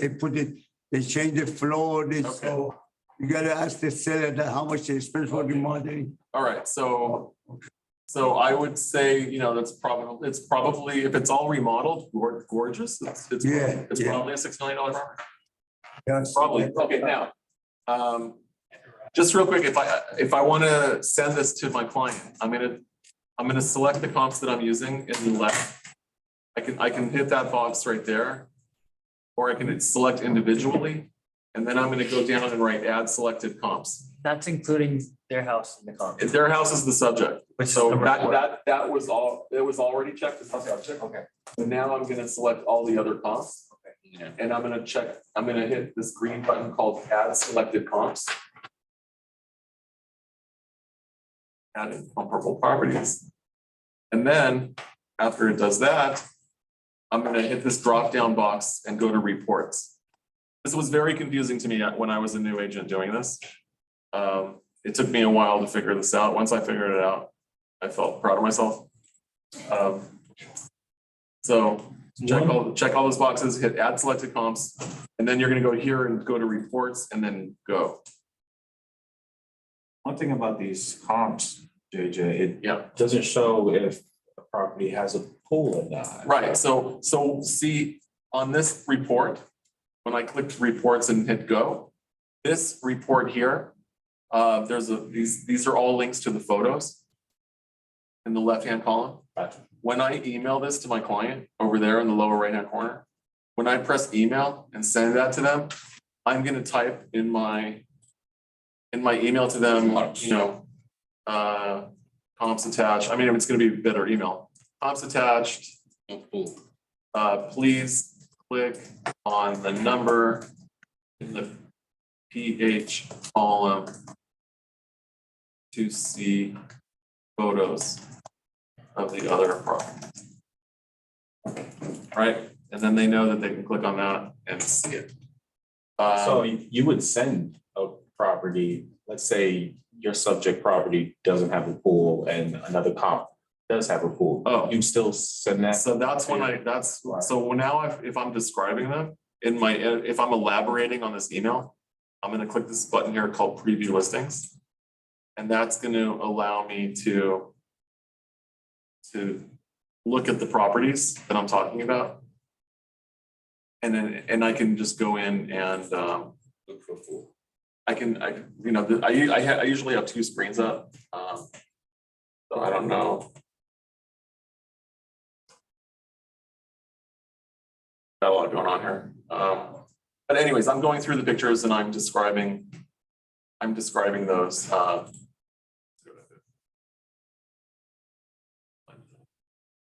Anyways, I'm describing in my email to my client what it is I'm sending them, and usually talking about pricing in that email. Does anyone want to give me a different address to comp real quick? We'll go through the process again. Yeah. Sorry, can I ask a different question? Is there anything that you gain using that particular system versus something like Cloud CMA? So Cloud CMA will do what I just did more beautifully. Yes. So if I'm gonna use the listings that I just pulled up in Cloud CMA, I'm gonna record all the MLS numbers, and then I'll go into Cloud CMA and enter the MLS number. And then I'll have a beautiful presentation of what I just did. This is the quick and dirty. Yeah, okay. 9421 Lloyd Crest Drive. 9421 Lloyd Crest. Okay, so 9421 Lloyd Crest. Okay, so first thing I do is I go search, public records, MLS Realty X. Address 9421. Can we try doing it on Cloud CMA for an example? I don't go straight to Cloud CMA. Okay. I could. Why don't you? I have in the past. I'm afraid that Cloud CMA might miss something. Because don't forget, I'm doing a map search. And also Cloud CMA pulls in a lot of listings that are older and like, I'm happy to play with Cloud CMA, we can play with it, but I really like to do this search. Oh, yeah. Records. Okay, so 9421 Lloyd Crest, we'll play with Cloud CMA. Okay, 9421, we'll do Cloud CMA after this and see how it compares to us. Okay. Okay, 9421 Lloyd Crest Drive. All right, so what I'm looking for, I'm gonna record the APN. 4352. 007. So you guys are gonna be doing this all the time for different properties. Okay. Okay. And now I see the public records are saying that, see the tag, it's showing that the public records are showing it's 1718. The last agent who advertised it called it 1801. Here it says the tax records show it's a 1-story and the MLS, it was 2-story.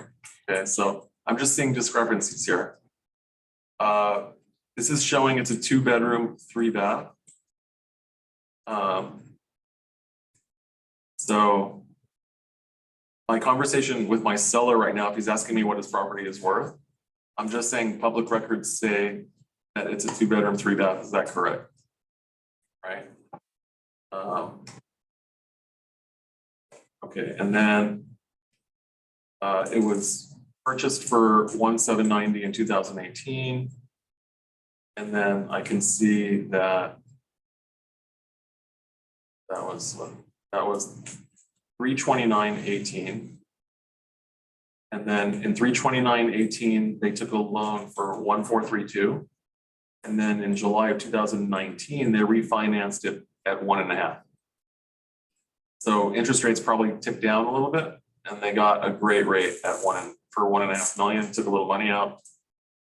Okay. So just for my own knowledge, they owe 1.5 plus whatever's been paid down, if that wasn't an interest only loan.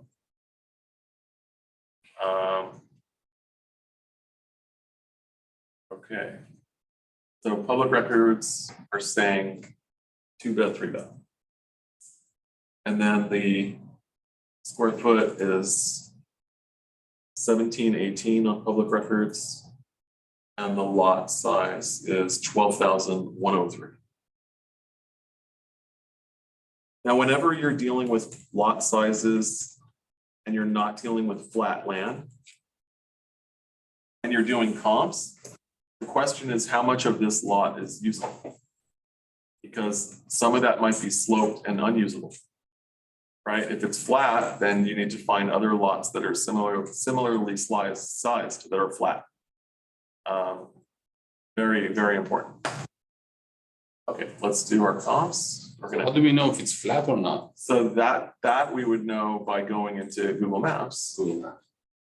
Apple Maps, Google Maps. So, this is something I would do at my desk. Will Zima show us if it's not flat?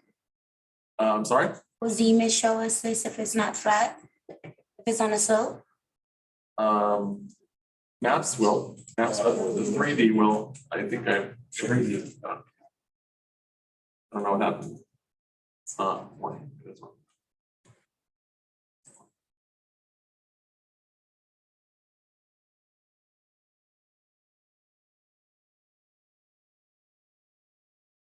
Sure.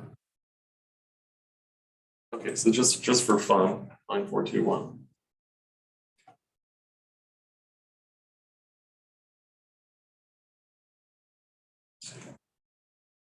Now, when you guys are doing condos, only look for other sales in the same condo building. Don't use other buildings. Yeah, only look. Not the. Stay in your building. Why is that? Because buildings vary greatly. And you, like here in Beverly Hills, for instance, you have 321 or 321 Oakhurst and 325 Oakhurst. 321 Oakhurst is on a land lease. Oh. And 325, they own the land. So the land lease properties are worth way less than the other one. Okay, so here 9421 Lloyd Crest, look around. What if there's no comps? If there's no comps, there's been no sales in the building, I will say to my. In the last 6 months. In the last 6 months, then I'll have to go back farther. But I'll usually tell my client, everyone's happy there. That's a great building. Showing the picture here. Everyone's happy. No one's selling. They love it. Nothing to complain. Right. How would you price it out though? How would I price it? Yeah. So we would do it. I mean, if it really comes down to it, and nothing is sold in the past 6 years. Yeah. Then it gets a little more work involved. So then I have to either try to find a comparable property. Old property. Or I'm gonna find other properties that were built around the same time in the same area. And I'm gonna see what their prices are now relative to how far back do I need to go in the current building when there were sales? And I'm gonna compare the prices in that year to the prices in the other building. And then add the percentage increase. So if I have this building that there's been no sales in whatsoever, and there's this building that's built around the same time, similar looking building sales. This one has current sales. The last time things sold in this building was 10 years ago. Oh. I'm gonna go back 10 years ago in this building and see what the sale prices were 10 years ago. and what the same units are now. There's a percentage increase. I'm gonna put that same percentage increase on this from 10 years ago. But the market's gonna be completely different from a decade ago. No. I'm talking about percentage increases now. Oh, okay. Right now, an appraiser might do it differently. Right. And I will invite appraisers to the office to talk to us. And we're gonna ask them that same question. Okay. DJ, can we do a building, like commercial building? Commercial is a lot more complicated because we don't have the same access to information. And commercial buildings are valued a lot by the income they produce. You could have two identical buildings and one is generating 400,000 a year, one's generating nothing because it's owner occupied. So how do you put a value on the owner occupied one? Anyways, So how does it show this is flat or not? so I'm gonna go, again, I go to satellite. I think that's our property.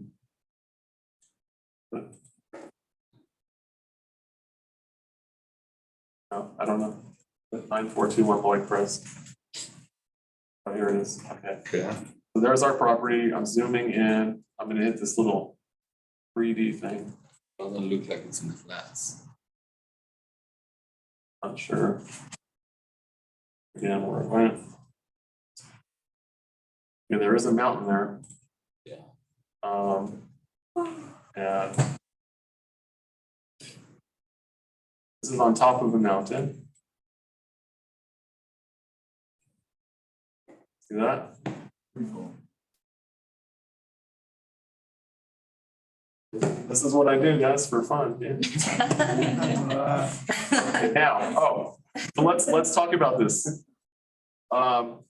If I'm driving up to this property, I am very concerned about flooding. Yeah. Okay, there's water coming down this mountain. Yeah. And it's all accumulating right there.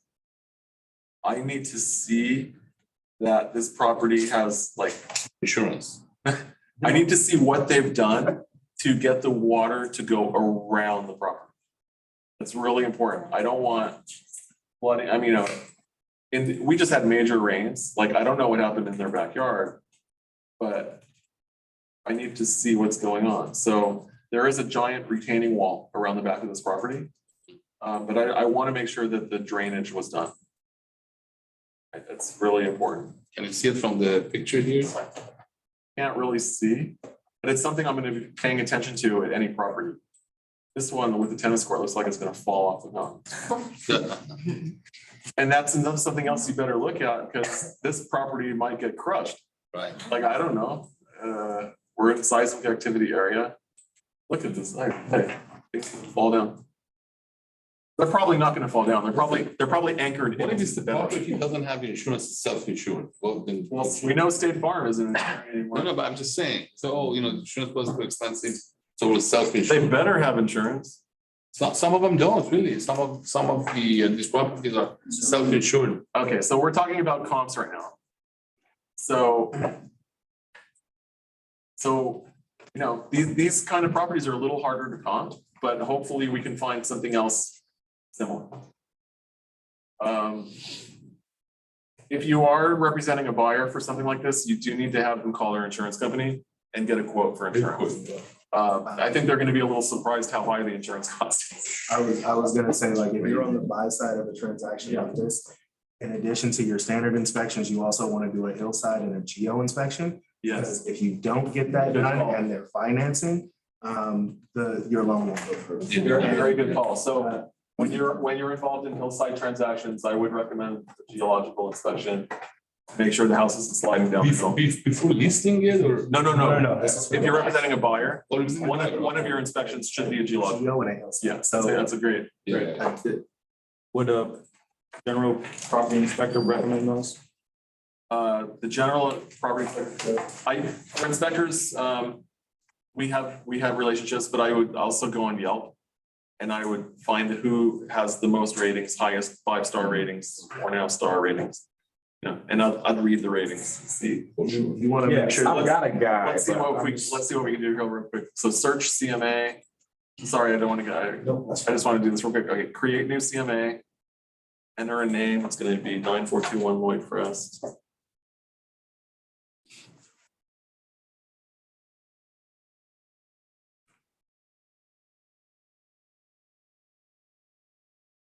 And then same thing for client, it's a single family, continue. Now I'm gonna look up a specific property. It worked before, 9421. Lloyd Crest. I think it was 90210, is that right? Yes, that's. Okay, so now we have 4 results. One of them without the MLS number is the public records. And then we have one from 2008, 2017, and 1999. So our MLS, these are how our MLS numbers look. And the first 2 digits are the year. Other MLSs are not like that. They'll have like a C, blah, blah, blah, like a giant MLS number. Our MLS is the year. So do I want to use the 2017 MLS? Probably. So I'm going to check that one and press continue. Now I'm going to find comparables. And I'm going to do sold in the past 6 months. So you said to use the one from not 2017? No, I'm going to use the most recent one, which was 2017. Sometimes I'm forced to use public records. Yeah. Is that the year 17? 2017. That was the last MLS sale. Okay. That was the last MLS sale. I remember they refinanced in 2018, right? Okay, so here I'm going to check on sold. I'm going to click the D for date and go back 6 months. Okay. And now I'm going to go map search. And I know that the address isn't working on the map search, so I'm going to use the APN number. 4352 007 6 months is. 029. Okay, here we go, Lloyd Crest. I'm going to change my view to aerial. Okay, so just looking at an aerial view, you guys can see like this whole area right here, it's very green, right? Definitely more expensive than an area like that, right? You can just see where the green is, it's more money. It's always like. All right, so we're gonna zoom in. All right, now I don't want to use comps on cold water. If you also look in this lower left-hand corner, there's different checkboxes here. So if I click on area, look at that. So 9421 Lloyd Crest is in Beverly Hills Post Office. Yeah, Okay, probably Healy. so well, I just want, for the good of everyone, I just want to talk about Beverly Hills versus Beverly Hills Post Office. So Beverly Hills and Beverly Hills Post Office, this area are both 90210. Beverly Hills has Beverly Hills schools, right? That's the most important one. Beverly Hills Police Department. Beverly Hills Post Office is Los Angeles and uses the Beverly Hills Post Office for their mail delivery. So the zip code is 90210, but all the city services are City of Los Angeles. To Los Angeles. They use LAUSD, not Beverly Hills. That's all. It's Los Angeles Unified. That's right. And it will be LADWP for utilities. Beverly Hills uses Southern California Edison.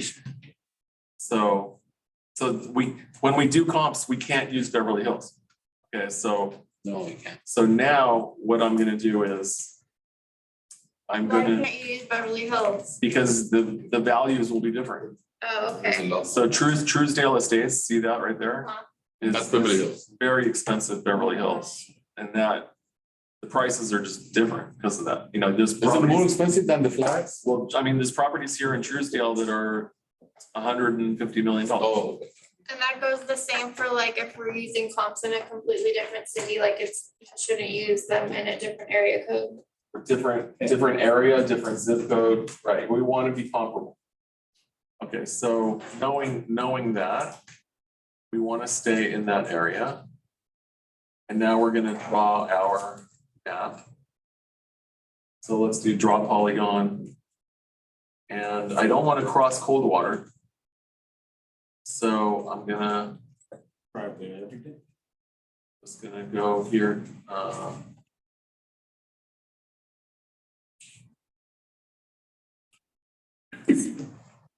Probably.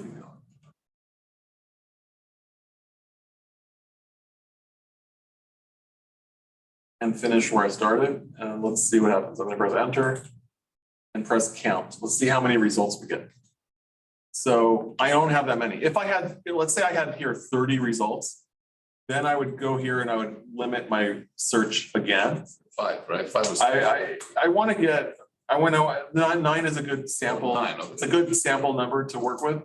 But if this said 30, then I would come back here and I would maybe change something like the square footage. Right. So this property is around 1,800 feet, 1,700 feet.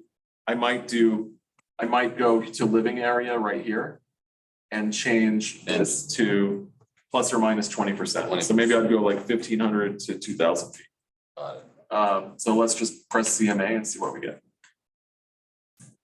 All right, so here's a property that's 18.5 million. That's not gonna be one of my comps. No. Look at this property, sold for 42 million on Ridgecrest. So, and it's only 2,500. And these are in post office? though? But look at the, this is post, is it post office? So That's yes, what it because my map was. What's post office? Yes. So now I'm looking at the lot sizes, this is a 2-acre property. Oh, okay, that's. Okay, this is a 12,000 foot property. Okay, so I'm here to select comps. So I'm gonna sort by lot size. Let's see what we got. So here we are at 12,000. The next property up is an acre. So I really don't have a lot of comps here. Right. So I might exit this and go back to my date and go maybe a year back now and hit OK and press count. So now I have 22.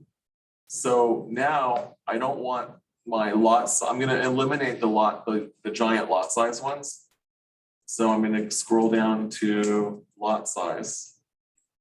And I'm probably gonna limit it. 20,000.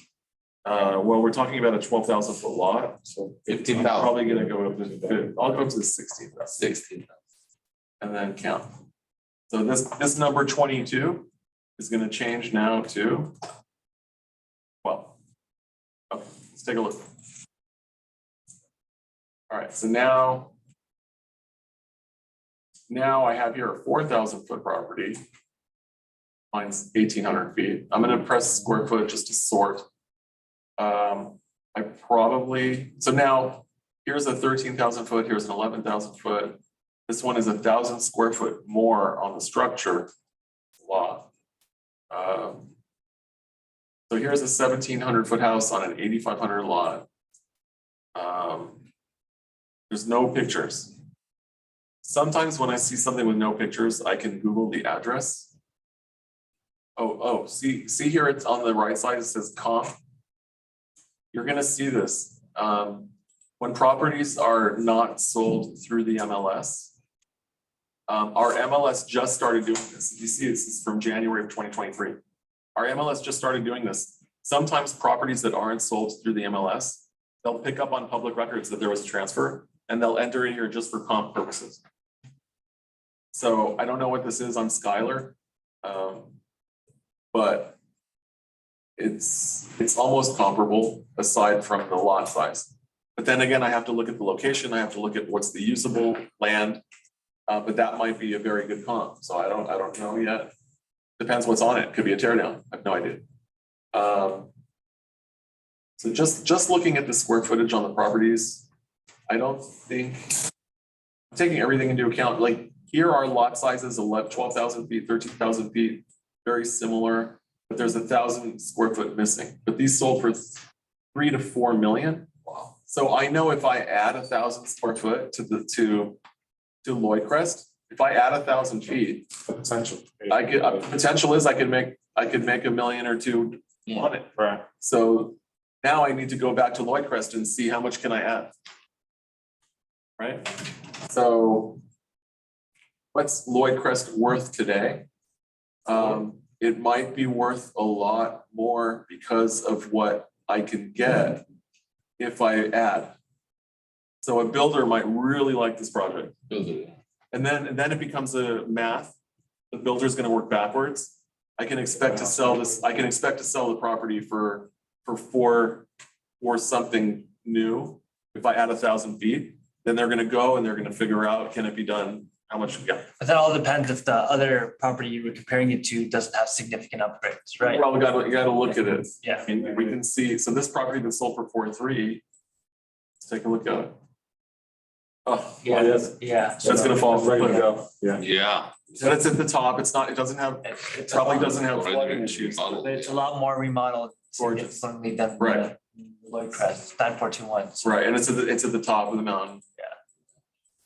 So that's a nice. Take one. that into consideration. I take everything into consideration. Yeah. So that's but the builder's looking at this, Yeah. right? So let's look at the one for 2.5. Let's look at this one. There's only one picture. Yeah. More similar. Pixar alert. That's dated. So again, it's looking at the property, you do have that mountain behind it. There might be properties looking into the backyard. So I would say, it's a 12,000 foot lot. You have to make a judgment call. And now you can also, now if I want to print this report, I can select the comps that I want to use.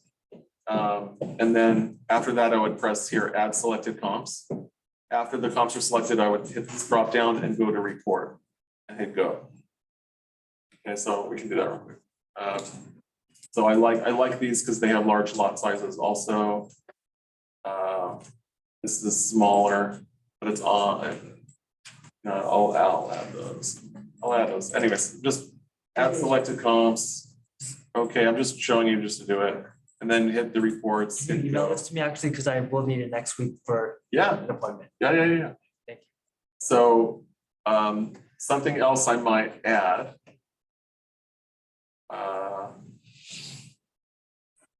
So I hit report. So something else I might add here now, because if I'm going on an appointment or I'm showing a buyer, I might add active under contract and pending and press count.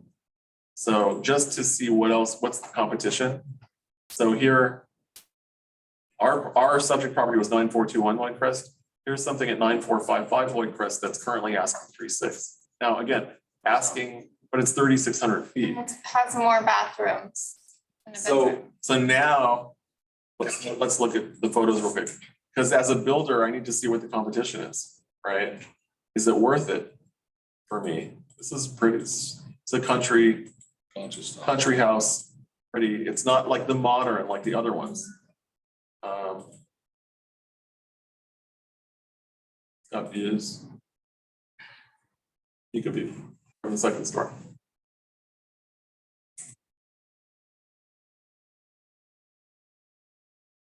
Every house is different. Everything has a price, right? So, okay, so once I pulled these results, in the lower right-hand corner, there's update CMA. I'm gonna press that update CMA because it saves my search. Otherwise, if I exit out of this, I lose everything. But now I pressed update CMA, I can come back to it. So let's just say I exit out. I can go back to the search CMA and it'll take me to all my saved CMAs. I can just sort here by edited on. Here's 9421 Lloyd Crest, and I can go back to find comps. And there is everything right there. I didn't lose my information. Okay, just to be a little trick. You want me to email you? Yes. all these comps? Yes. So I'm gonna take out.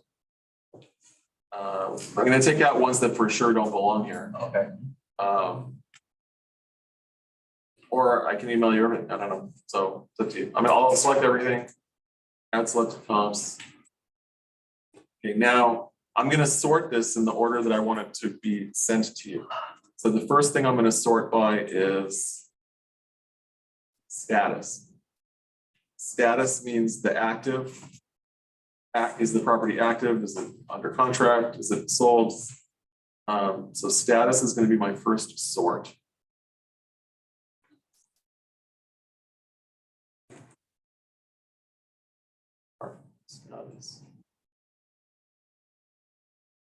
Status, and I'm gonna go ascending, which means alphabetical order. And then I can choose how else I want to sort. Well, let's just resort that according to status. So that puts the actives first. The top 3 are active. The 4th one is under contract. The rest are sold. And then I can choose something else if I want to sort it differently, but I don't have to. I can press reports. I can press go. And here's the CMA. I also have different report options here. So I can click report options at the bottom. Right here in the center is report options. If I click that, I can change my report to market analysis and select and reload. And now it's telling me about all the properties that are in my CMA. The average price per square foot is $1,101 is the average sold price per square foot.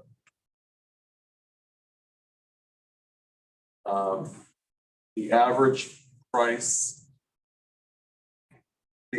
list price was $1,138 and the average sold price is $1,101. So that's a pretty narrow range, but if you're in that area, you know that's approximately what the price per square foot is. Report options, all in report, reload. Okay, so you want me to send that to you real quick? What's your email? Kunal, Kunal, Kumar, Kum, as in Mary AR @macmac.com. Okay. Thank you. Problem. How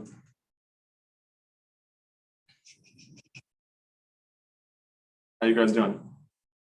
Great. Learned a lot today. Okay, so Great class. on that, now what you guys had asked about Cloud CMA. Oh, yeah. Okay, if I want to make a presentation, a beautiful presentation of the cost, I'm gonna record the MLS numbers that I want to use. Okay. So, it'll just take 3, for example. I'll take 22-172-769. And then I'll use 23-243. 567. And 22-162-691. Right. So. Yeah, there's no like direct link to Comp CMA, to Cloud CMA that I know of. I don't think so. Go back to your homepage. No, I'm talking about from that page. Oh, no. Yeah, okay, so from the homepage, I'm gonna go to Quick Links Cloud CMA over here. Now, when you guys go to Cloud CMA, the first thing you're gonna have to do is create your profile. So from here, you'll click on, if you haven't created one, it'll probably ask you to start to do that when you go here. CloudCMA.com. It is cloudcma.com, but you don't want to go directly. You could go directly to cloudcma.com and create an account. Yeah. But it's free through the MLS. Okay, very good. So Yeah, it's part of one of our MLS benefits. It was also under those tabs, under the Under your quick links tab, so the Okay. first page. Yeah, from the MLS under quick links. quick links, Are you see Cloud CMA. James? Yeah. If you look, Yeah. there's you have something called quick links right. and then Cloud CMA. That's what I hit. Thank you. And then that'll open up a window and then you'll have to register and upload your photo, your bio, all that. Okay. And then it's create new report, CMA. So from the CMA screen.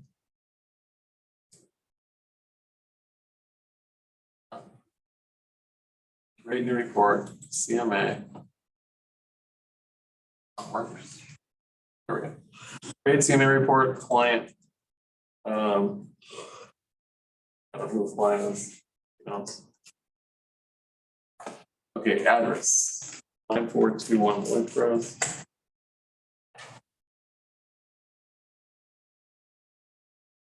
Okay. Do we know how many beds and baths? It'll populate it for you. It did it, okay. Great. It's a residential, subtype, single family. I can add a cover photo. If I don't have a cover photo, I might take a snapshot from my Apple Maps.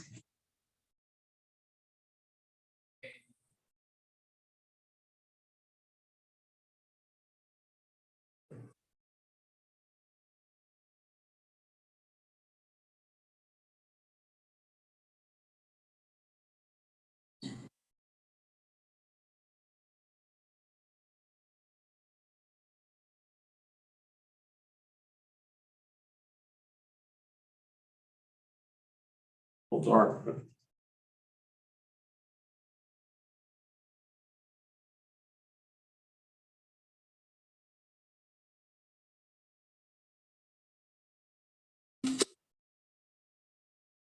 so Command Shift 4 will give you a little screenshot.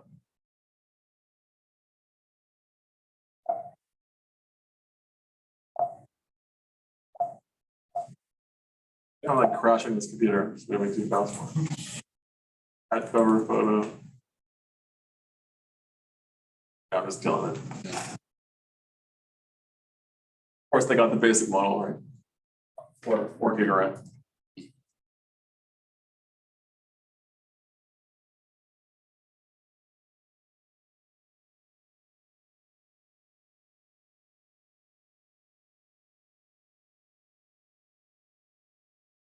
I don't want to waste your guys' time.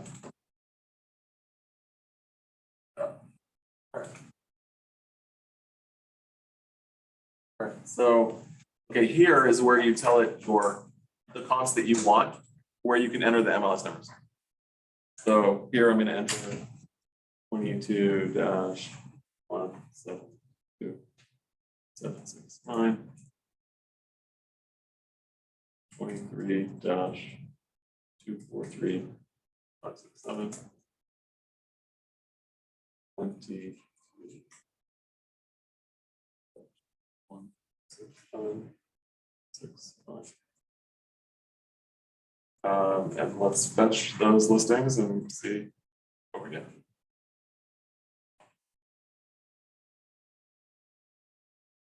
So it gives me them, right? And then basically from, you can play with this, but I'm just customizing my report now. I can choose what I want to be inside my CMA report. There's a lot of stuff. This is a great listing presentation, also published report.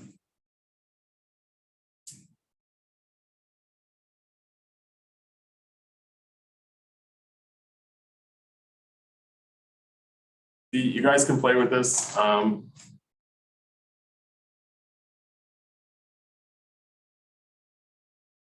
PDF.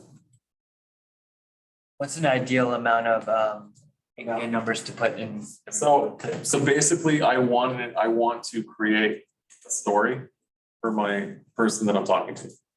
Whatever my story is, I'm gonna tailor it to that. I mean, I basically know the number I'm trying to get to list it properly. So everything that will be here will be pushing towards that story. All right, market analysis. Puts your name in there, where the property is, little bio.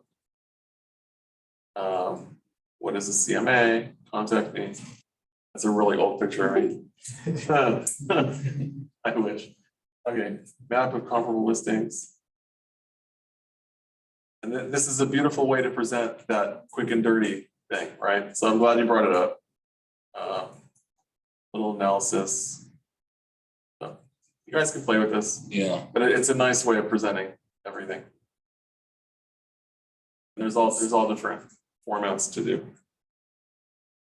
Any questions? And when can we get the keystrokes on the practice on this at home for both of those? So practicing. Yeah.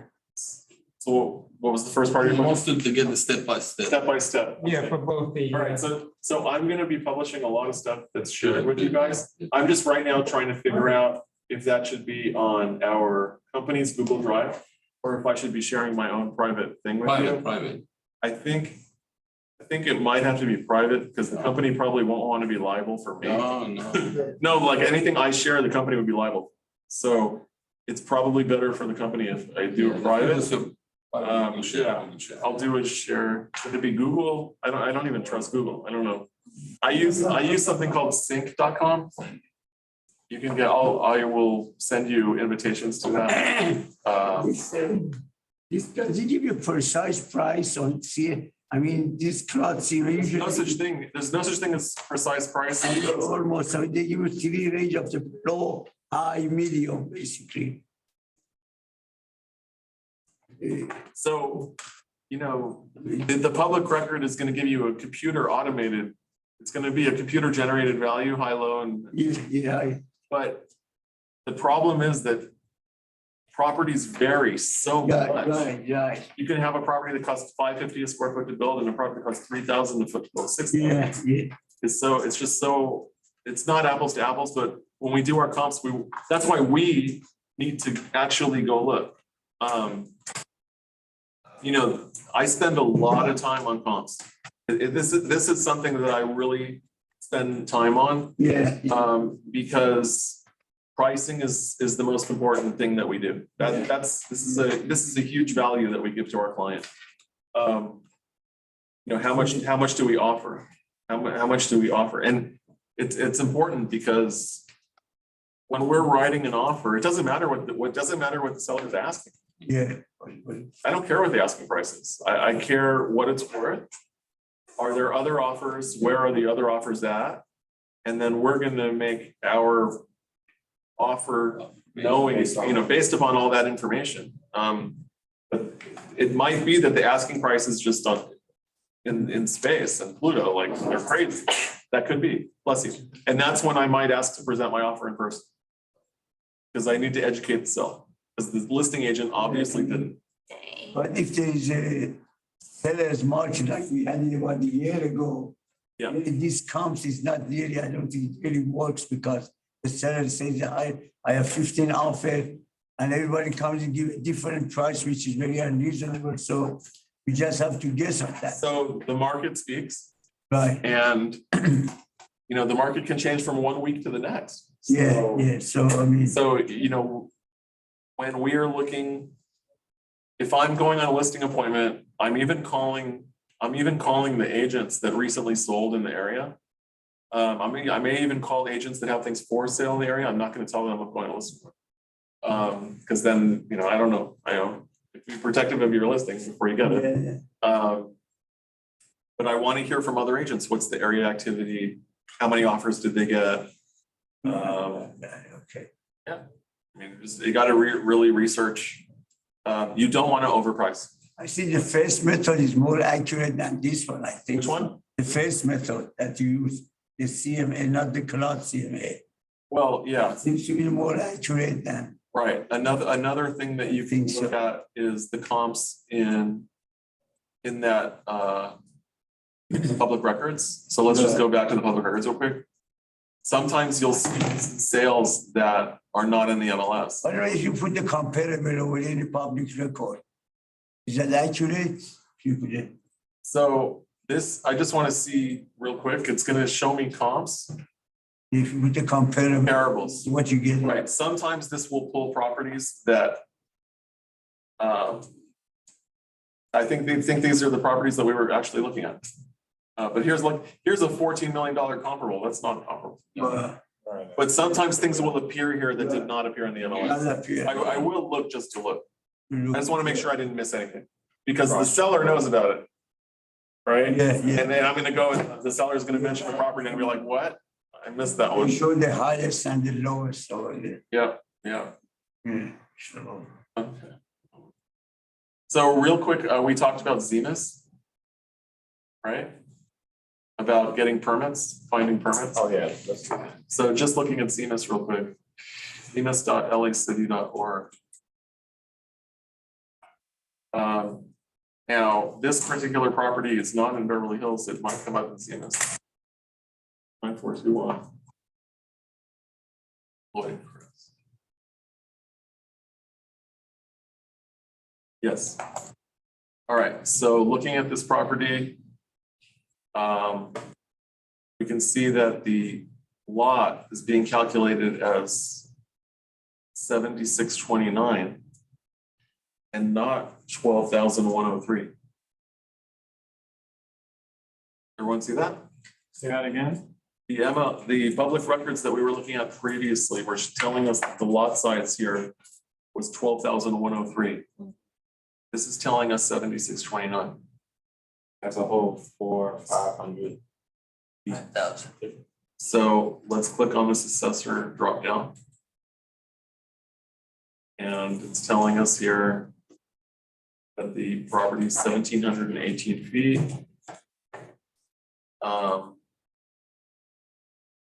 So, you know, I need to know why there's that discrepancy. If I look here in this blue area,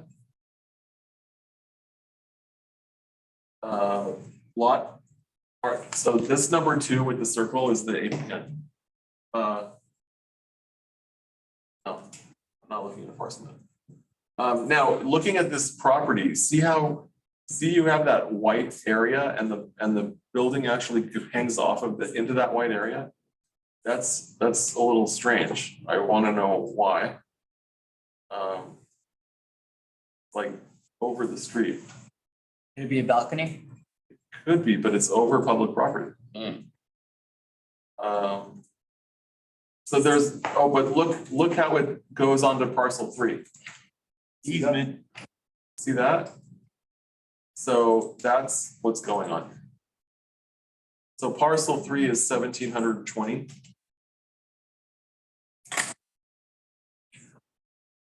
Okay, parcel 3 is 1,720. Parcel 2 is 7629. That will give us 9349. We're still missing 3,000, still missing 20 something.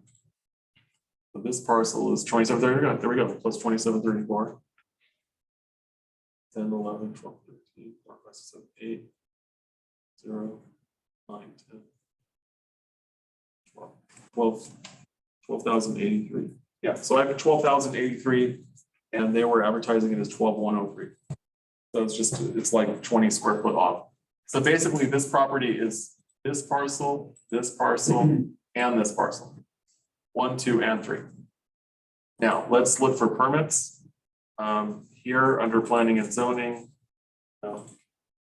permitting and zoning compliance, building permit info view. I'm just showing you that this is here. So permit information found 9421, like for us here. Permit final 2018, permit for existing seismic earthquake valve with city inspection. So when this property got sold, they had to install an emergency earthquake gas shutoff valve. That's what that is. The plumbing. They attached to the gas line an emergency earthquake shutoff valve. In 2007, they replaced air conditioning and furnace, air inlets, outlets. That was 2007. They put a skylight in 2008. They did dry rot repair to the deck, re-stuccoed the house. That was in 2008. So that's what's on file for that.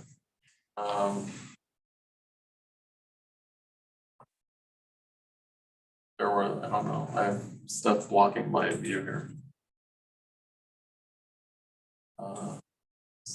I just want to see if there's any permit on the other lot. I doubt it. Yeah, nothing on the other lot. Okay. So that's Zemas. Yeah.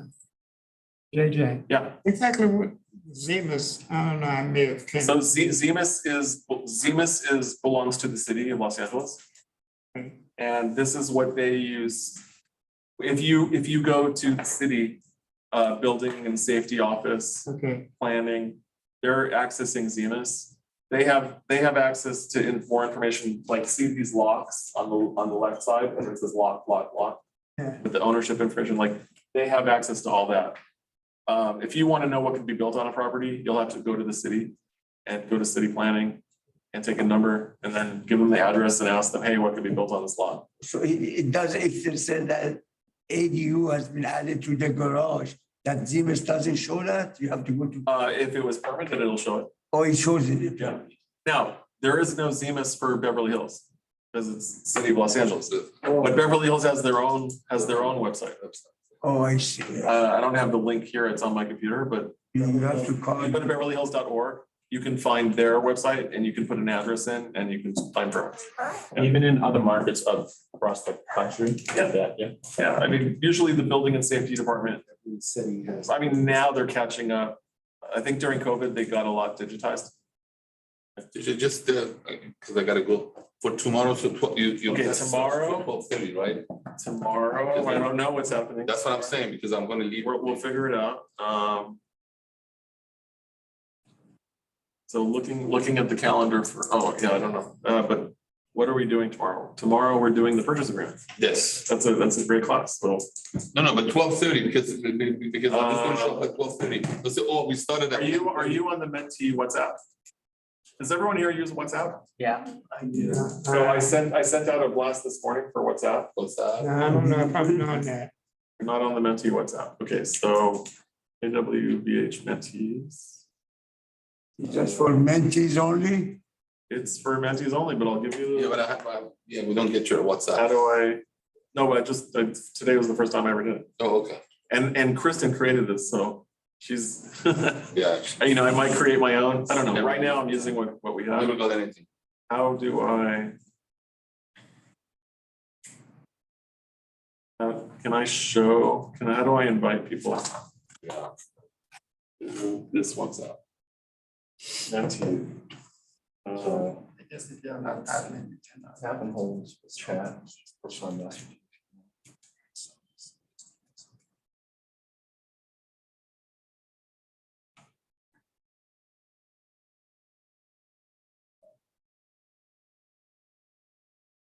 If you guys just email me or text, send me a text message or no, email or text. I don't know. Yeah.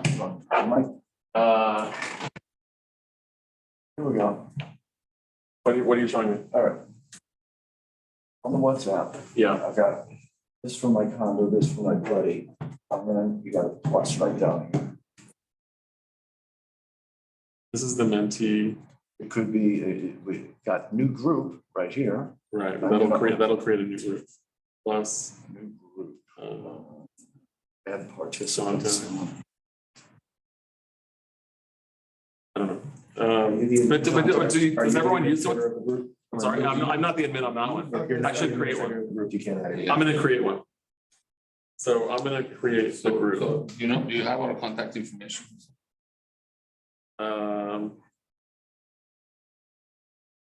If you guys, let's see, new group.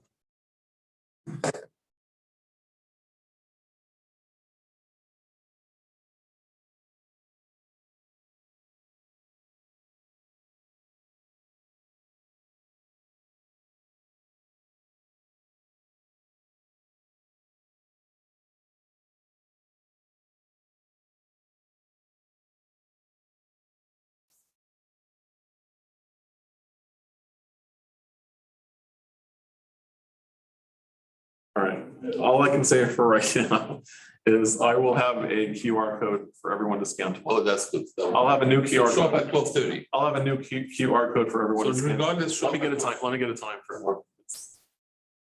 It's on the Beverly Hills virtual, no? KWVH virtual is the calendar right now. Yeah. KWVH That's what's in there. But the problem is that there was a scheduling conflict Yes, I between did. the class that normally happens on Saturday Yes, what's your name? and from movement Oh. mortgage. Are you an HB? So No, no, I wasn't. I do vacation rentals. So I'm in real estate, but I just do short term. Yes. That's cool. Aren't you gonna do that? Recently. University, 4 years No, old. I always had another job. Oh, okay. Yeah. Take all his knowledge and do it himself. So Wow. that's what we both did. That's awesome. Like 10 properties that we lease from big buildings and then we sublease on them, but practicing probably. So how long have you been to? yeah, we're moving it to 11 o'clock tomorrow. 11? Just trying this out. 11 to 1. 11 till May, yeah. The May is 1 o'clock. Yeah, 11. So JJ, so some of your classes may go over 2 hours. Is that what Oh, you're saying? nice. Look, I'm here for you. No, I know, but sometimes, parking, Okay, so I would, Kind of. and we don't want to miss anything, like today went to 2.5 hours. so I would like to normally have classes for 1.5 hours and then have a half-hour Q and A or No, whatever. that's fine, because today is 2.5 hours. It was another long class. But this is the thing, if some people have to leave, then we're gonna miss what you're gonna say. So parking, Maybe can you limit it to 2 hours and then make it another class? I can do it. You can, I'm just asking. but you can attend all my classes always, so. No, I know, because like some people was a left, great right, they're gonna miss I you. know, it's a Miss problem. the So I was talking to Josh. Because Kristen yesterday. was always like 1.5 hours to 2 hours. So I was talking to Josh yesterday about parking. And basically, if you have to come in early in order to get all-day parking for $6, not this lot. No, not just Sit across the street at the Amundsen Theater, Amundsen, right? $6. What time do we have to be there? I don't know. I'm gonna find that out. Oh, okay, I'm gonna find that out. And it'll be on the WhatsApp tomorrow. Is this going to be recorded on YouTube, like? This has been recorded. Yeah. Put it on YouTube, record, so we see, that's it. Yeah. Very important. I also need to be conscious of everyone online, because I haven't been. So JJ, 2 hours is good if you do 1.5 hour and half an hour Q and A. You know, 1.5 hours plus a half hour. plus a half hour. The reason is if it goes over 2 hours, first of all, sometimes we get hungry or. I personally don't want people to pay for parking. No, regardless of parking, like, stomach growls and then just distract. Very, very nice, anyway. Yeah. I mean, you bring lunch next time. Any questions for people online? Out for lunch today.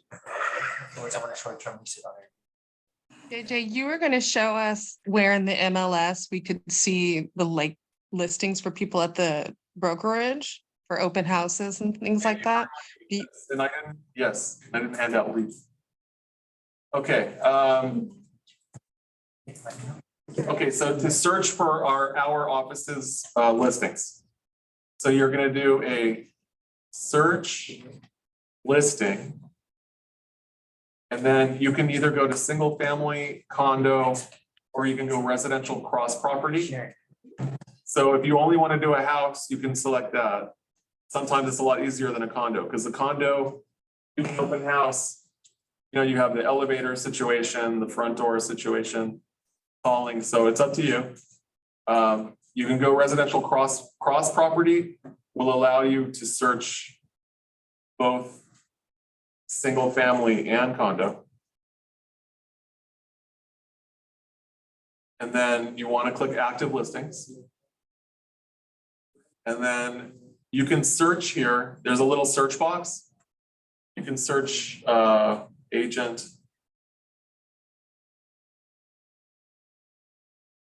offices. So that'll take you to this agent office area here.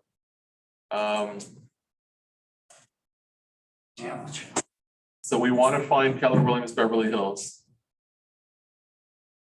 Let me just see. I'm just looking for our DRE number, see if that's an option. It's not an option. So Keller. The office MLS number.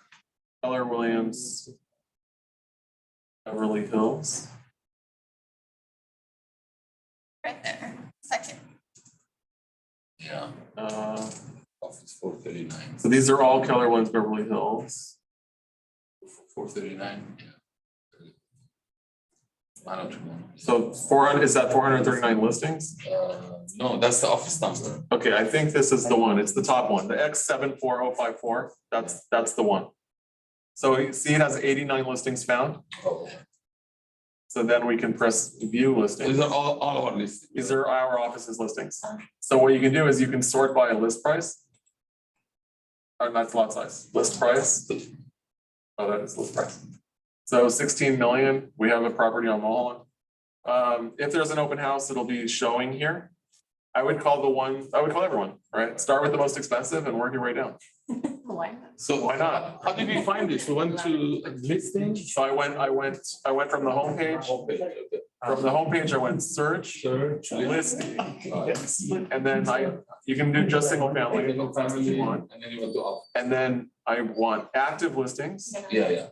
And then I searched here just for agent, which takes me to the search area for agents and offices. And then here I typed Beverly Hills, I typed Keller Williams, Yeah, you should also. Beverly Hills. And then this will let you. It's the one that's Like. X7. This is specifically. Yeah. X7, what was Cannon it? Drive, right? 74054. Cannon Drive, yeah. And then this pulls up, oh, now there's 64, because those were, I only searched single family this time. So you went to, Correction. Okay, She did schedule it for 12 o'clock. 12 o'clock. So I've won out. Yes. The purchase agreement. Oh my. So you do it in two sessions. It's gonna be purchase. No, but you can do it in two sessions, like 1 and 2. I could. Which one? We're, Because you normally we'll do it. you normally detail. So I don't think 1 hour, if you want to do rush jobs, not gonna be good. Is it We'll do it in It's okay. two sessions. I was gonna ask you, I don't think we have anything before that, so if you wanna move it, we can So send a revised text message. 11:30, Okay. I don't know, 11:30, Okay, sounds good. Okay. yeah.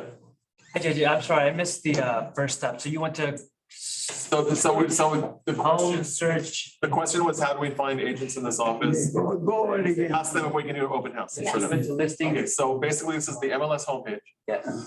So from the homepage, I'm going search, listing, and then single family or condo, or you can go residential cross property. If you do residential cross property, you can select both single family and condo, Okay, and then you active. and then active. Okay. Yeah. Okay, that's giving me 26,000 listings. Okay. But I'm gonna search in this little search box, I'm gonna go, I just wanna find the agent. field. Agents. I wanna find the agent field, because I can search by agent or office. Office, yeah. And in an office, I'm gonna type Keller Williams Beverly. And you have, it's the one that you chose. Or There was a lot of different ones I It's saw. the second one. It's the second one. It's the one that starts with an X. Thank you. Thank you, JJ. Agent, you are the best. Well, I'm not. I thought we had a good one, but you are the best, absolute best. Yeah, Okay. in this 2 hours, I feel like in this 2 hours, I learned more than I've learned in the past 5 years. 5. Yeah, Yeah, right. CA will. So just know, I'm here to help you. Thank you, We JJ. will get through this together. Make sure, I can't take your calls for you. make sure that it is your salary. Very smart. Oh, sleeves, I have Next time, sleeves. you jacket. I want that. I want sleeves. I'll take these. Take a multi-million one. All right, I have, these are foreclosure. I have Beverly Hills, I have West Hollywood. I'll take West Hollywood. These are West Hollywood, so. Let's see what we got here. So this is West Knoll. I think you have to give 1 page to each person. So these are, here's 4 leads for West Hollywood. Now, if you take the leads. So if we call it do not call, do you recommend calling? I like Beverly Hills. We're gonna call. Do you recommend calling do not call? I cannot tell you. how to do that. Absolutely not. That is a $10,000 fine. Beverly Hills, West Hollywood or Culver. What's all the? See you, James. Take care. Have a good one. See you tomorrow. See you tomorrow. Probably what? Now, these are people that have to sell. There you go. Yeah, these are people that their property's going to foreclosure. Okay. Like this one. It was no. Getting to know. I mean, that person, but maybe they extended it. I don't know. Yeah. This person. Again, 614, hold on, 614. You just have to call these people and see what's going on with their property. What's going on? And then if you can stop the foreclosure by listing property. Okay. Beverly Hills. Yeah. Okay, so this, yeah, so this person. 15 Arkell. This is an REO, like it could be lender owned. Anything that's REO. Even Beverly Hills, anything REO, this is a relationship with a lender now. The lender foreclosed and went back to the lender. Now you're making relationships with the So you lender. don't have enough for all of us. Beverly Hills, I think Beverly Hills. So Saks, the property where Saks Fifth Avenue got foreclosed on. Oh, shoot. Pre-foreclosure.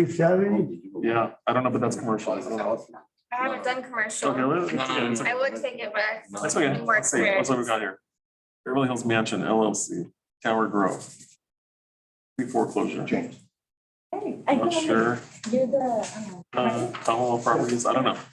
okay. It's worth calling Okay. these people Okay. and just asking, well, hey, what's going on? I'm in Keller Williams, Beverly Hills. Is there anything I can help you with? Oh, so this number that you have to call, not the DNC. Yeah, DNCs do not call, so, you know, I can't. So You can go knock on the door listing though. Which Beverly Hills, Culver City, West Hollywood, doesn't care. I tell them you want $5 million, you want to bring it to Only your doing it.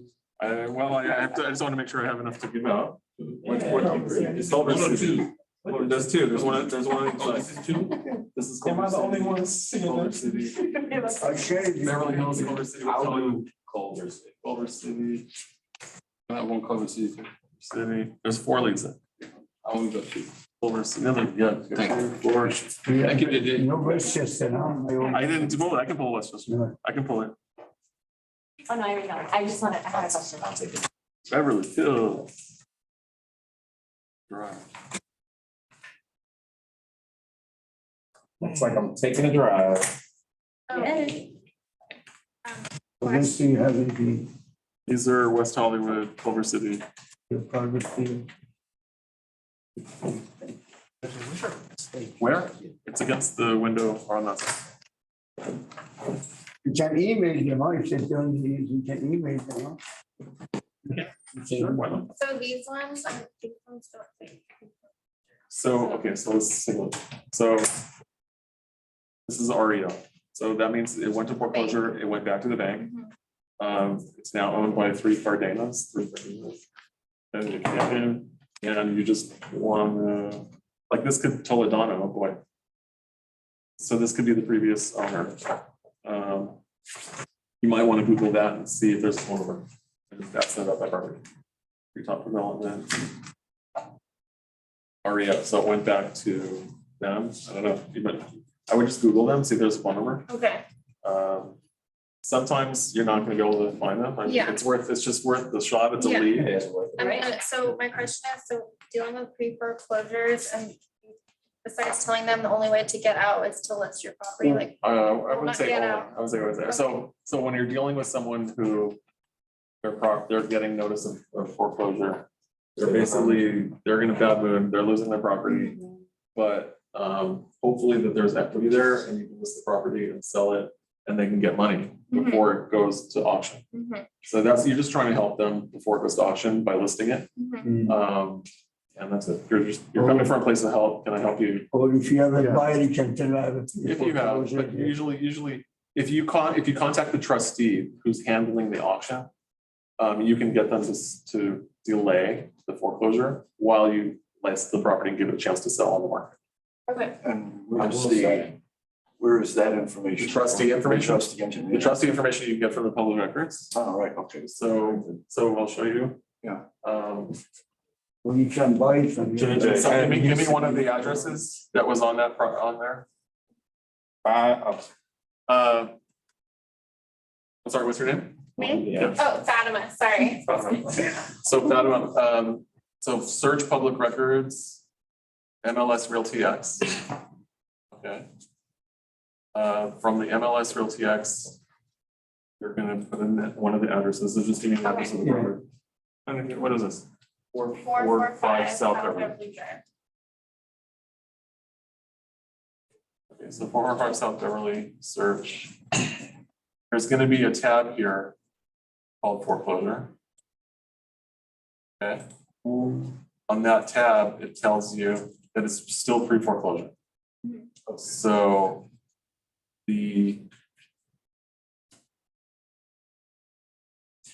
Guys, it's on the TV if you guys don't wanna be on it. Everybody. Oh, thank you.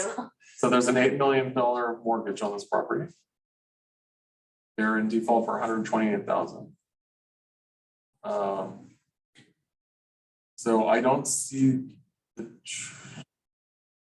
here's the trustee name. So Nestor Services is the trustee, and here's their phone number. Oh. So if we call that phone number, 888. and then we give them the trustee sale number. Where's the trustee sale number?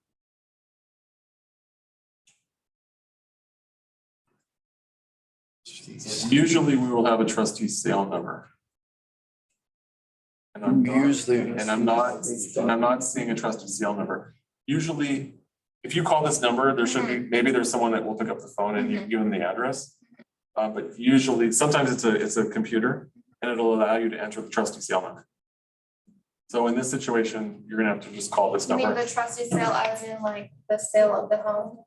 So in California, when you don't make your mortgage payment, the lender can't just take the property back. They have to go to foreclosure. So they first do a notice of default. That was the notice of default. That's what's filed. After 90 days, they can file a notice of sale. And then that's published. Anyone can come and bid at the auction to buy the property at the sale. We're trying to get in before that happens and put the property on market. Right. Or if you have a buyer, you can tell I have a property that sits in 80, you want to buy it here. If you have a buyer. If you have a buyer, bring a buyer for sure. So I was, back real quick, because I'm dealing with, Yeah. I'm dealing with Naveed Nazar, and he's got a condo. He's got a condo in, Beverly Hills, Okay. and where is he? Anyway, long story short. I have a meeting in going to 5 minutes, foreclosure. Oh, okay. It was, the comps on it are 1.4. Bye, everybody online. The comps are 1.4 on the call. 1.4, and then there's another one in the neighborhood for 1.8, but he wants